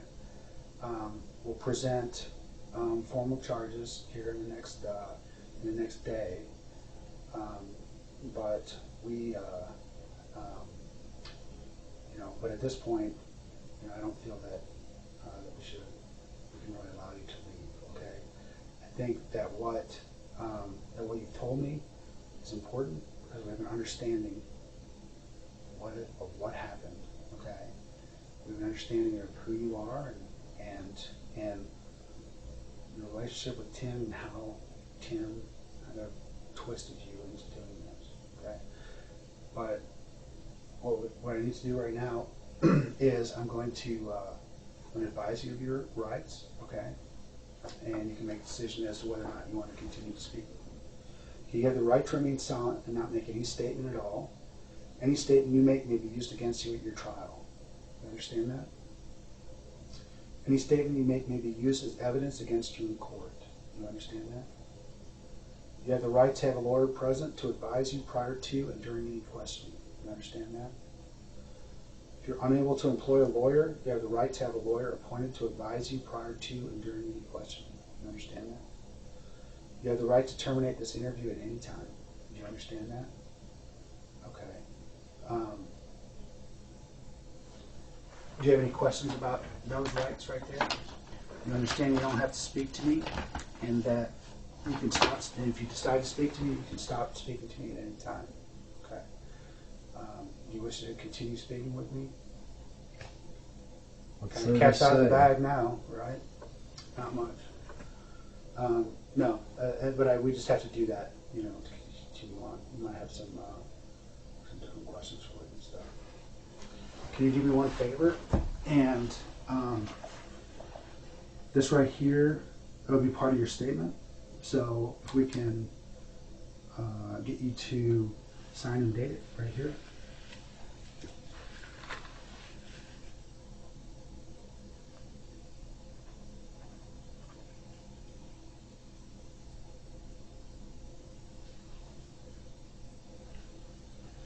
What date is it?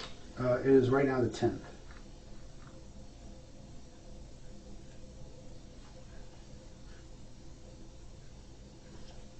Thank you. One thing I'm going to do right now, just for my safety, I'm going to pat you down, make sure you don't have any weapons or anything like that on you. Can you please stand up for me? Or just leave your jacket right there. Just turn your face away from me. Okay. Place your hands on top of your head. There you go. Interlock your fingers together.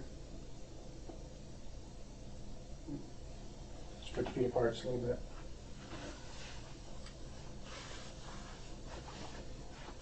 I'm just going to remove that items from your pocket here real fast.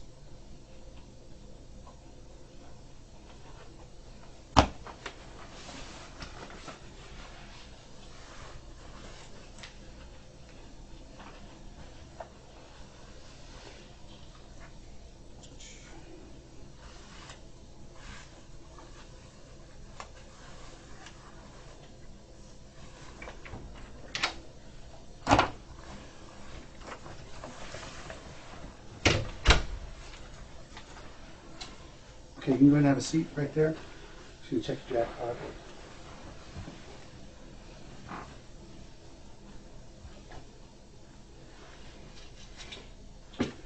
Do you have any items that were taken from Kathy Blair's house? No. I didn't want anything to do with any of this. Okay. Did you take anything besides jewelry? Not that I know of. Did you take any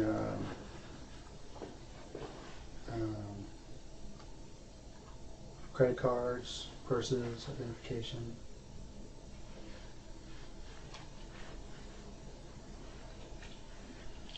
I don't think so.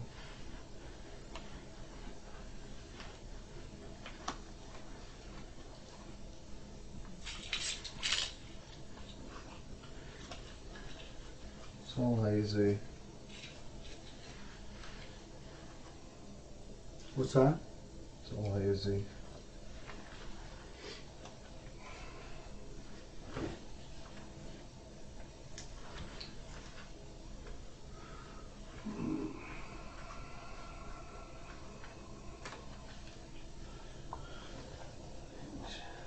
Items here.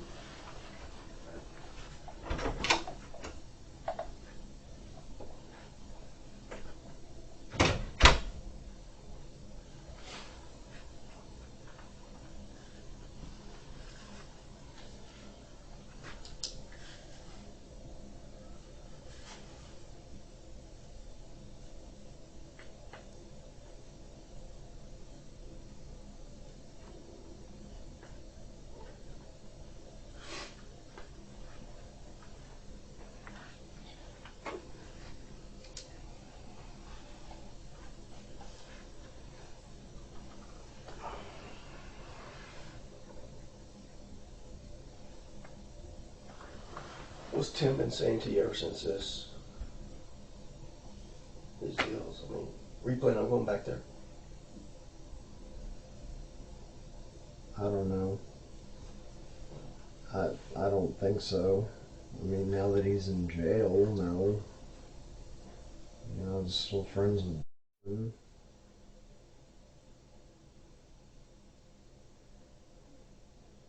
And I don't want anything to do with this stuff. What? So you said that she said something that she did something to a or something? That's what he said. Did he know? I guess. What did he say she did to him? Some about...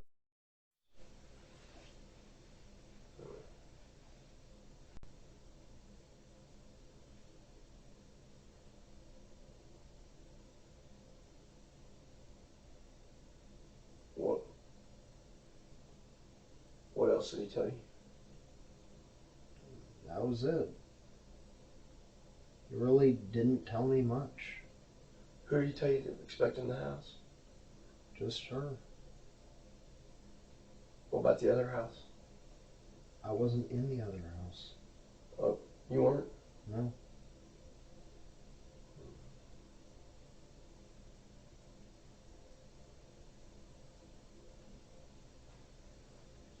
Who went in that one, do you know?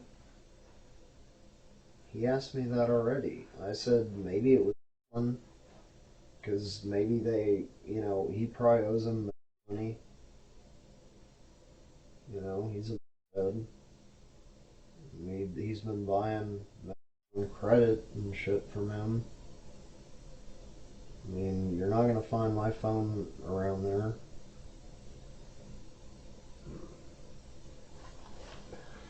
Did he tell you to call him when you're ready? Yeah. He told you that? Or you did it on your own? I think he told me that. It's going to be important. It's going to be important to know. How's that important? It's going to be important to know that he's the one that gave you that instruction or not. I'm pretty sure he did. Then, so what was the plan then? Were you going back to him? Was he coming over to get you? I was just supposed to walk to him. Then why call him? I don't know. I guess I don't remember. I really don't. I believe you. But sometimes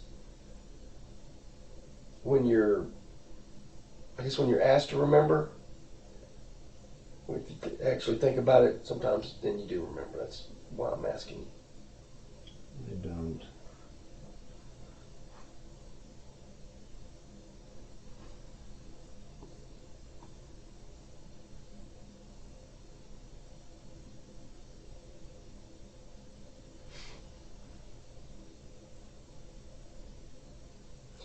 So, what did Tim tell you about the other one?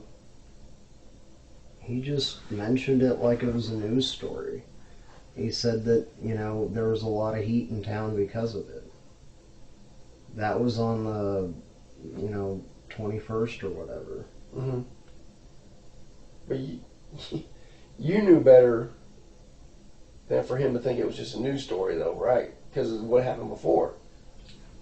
I had my suspicions, but I mean, what was I going to do about it? Yeah.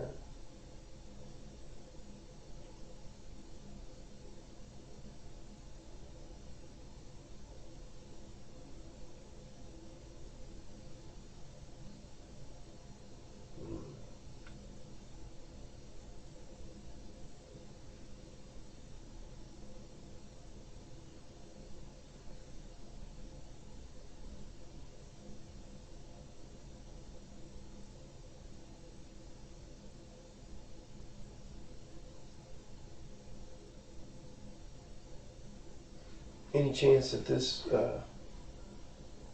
Kathy Blair's family's going to get any of her stuff back? I doubt it. I mean, I don't know. I don't know what he does with this stuff. You don't know where to look for it? I would have no idea. I'm not involved with his operation. He just... You didn't get to keep any of it? No, he didn't give me anything. I got nothing. He just threatened my sister. He said my sister got his, view on meth, and he was gonna kill her if I didn't, do this. And I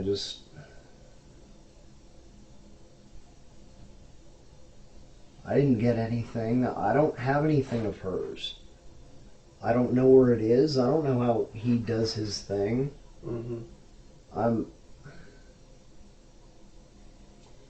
You're gonna have to ask him where he fenced it. You don't remember him mentioning any names? Hmm. Sorry, Chair.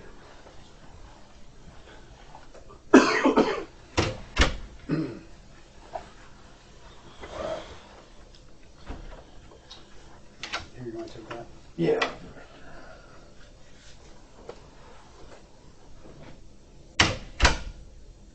Well, I thank you for being honest with me about what happened.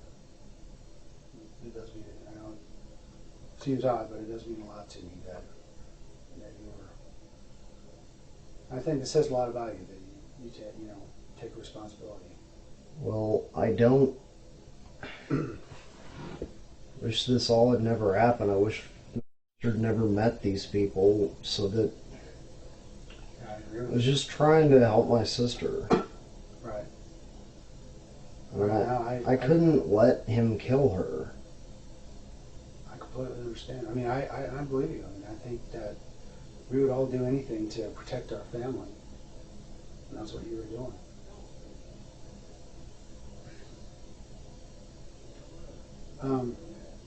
I'm curious though on the Brentwood thing. Just and I know it's one of Parlin's things, Yeah. just like this one. I'm sure it is, but I wasn't involved. Would you tell me if you were? I would at this point. What's the difference? Yeah, it really doesn't make much difference.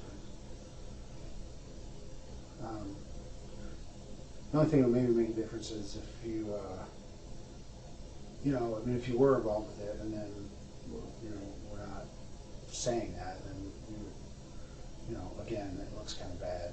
That's our main thing. I mean, and I realize that, you don't want to, say, oh, this is, you don't want to look bad. It's embarrassing. But we understand the situation. We understand what it is with Parlin. This guy's been a con man since '93. That's what I was telling you. It's like that's what he does. He gets people to do his dirty work, so he doesn't have to do it. And I really want to make sure that he pays for it. That he pays the price. What happened? I realize, there's going to be consequences, for you. I mean, you have to take responsibility. But he is the guy that I mean, he's the mastermind. The whole thing, he's a bully, thinks he's some sort of mafia don, and he's just disgusting, toothless guy. You know what I mean?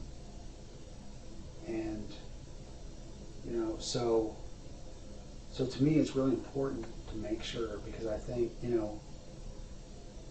I think the thing that really gets him is that he's not just doing this one time. We see it over and over and over.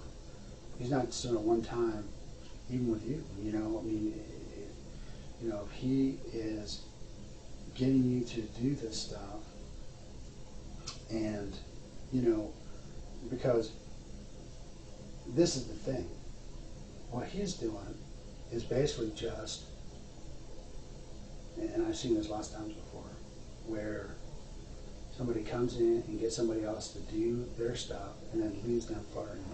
Here I got a guy who's got a history of getting other people to do his dirty work and then him not paying the price for it. So I want to make sure that he pays the price for the stuff that he did. So I need to know about all of the stuff that he did. Okay? And I know that he was involved with Brentwood. Okay? And so, and I know that, and this is an investigation that's not as far along as this investigation that we're doing with Kathy Blair. But I know it's all going to come out in the end the same way. I'm going to know exactly who did it and how it happened. So what I believe is that you did it, just like this case, under pressure from Tim to force you to continue doing this. that he is trying to get you to do, you know. So, and I realize, again, this is stuff that's embarrassing for you, because sometimes we do things out of desperation to save our families, to save ourselves, that we wouldn't ordinarily do. And I don't want you to be defined by that. I don't want you to be defined by by something you did at a moment of weakness, you know, as opposed to, you know, I get the deal. I understand what it is. You know, I don't think you're a cold and calculating, you know, person who's trying to, you know, harm people. What you are is you're somebody who's under the spell of a guy who's like a Charles Manson, you know, guy who is just one part like personality, persuasiveness, and 10 parts bully. He's more of a bully, you know, than Charles Manson. Charles Manson's more of a, you know, charismatic. Charismatic. And I you know, I think that Parlin has charisma in his own way because he's a big talker, you know, big BSer. But he doesn't, you know, but he's more just a bully. You know, he uses threats, he resorts to that. So I need to know what happened on Brentwood. I need to know what it is that happened. Because I know, one of the things I know from both scenes, and I saw it immediately when I went there, is it was done by the same person, you know. So it's, so, you know, so that's why, it's what, you know, what makes you think that? Well, there's a lot of different things, you know, and a lot of it, you know, goes into, you know, just experience and stuff, but in terms of how the methods were done, you know, the methods of how it were done, or how it was done, things that were taken, you know, the things that the people that were done or not done inside the house, just things like that. You know, with years of experience, you can look at, and also, inescapably, they're both linked to Tim Parlin. So that's really, you know, a huge thing right there. But as you know, I continue to perfect that case, you know, I'll be able to show for sure. But I think that this is something right now I want to put on Parlin really bad. You know, I really want to nail this guy. I want to show that he is a guy who's not just one time, one off deal, but it's just repeatedly, for whatever reasons, is doing this, is making you do this. You know, I don't know why, what his motivation is for this, but I think it's really important that we understand it. You know, that I understand it, so I can do what needs to be done. You know, so I can make sure that I put a case on him, because he's an evil person. You know, an evil person. So, you know, with Brentwood things, it's a little more complicated. I think, you know, in those cases, you know, this is something that really needs some explanation. I think we really need to understand why it is that this happened. You know, what it is that Parlin told you. I want to know why Parlin chose these people. What is it that he decided was? I don't know, and I'm done talking. So you don't want to, you don't want to continue to talk or clear this up. I don't really want to continue talking. Okay. Do you want to terminate the interview? You know, I'll leave and go back to Austin, if that's what you want. I guess. So yeah, you want to terminate the interview? Sure. Okay.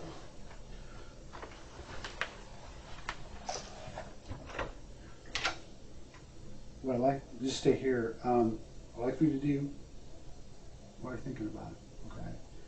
Do you know what we talked about? Okay.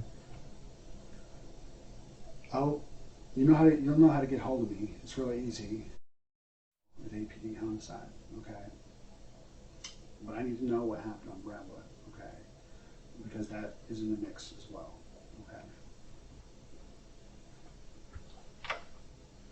And unfortunately, you're the only guy who can really tell me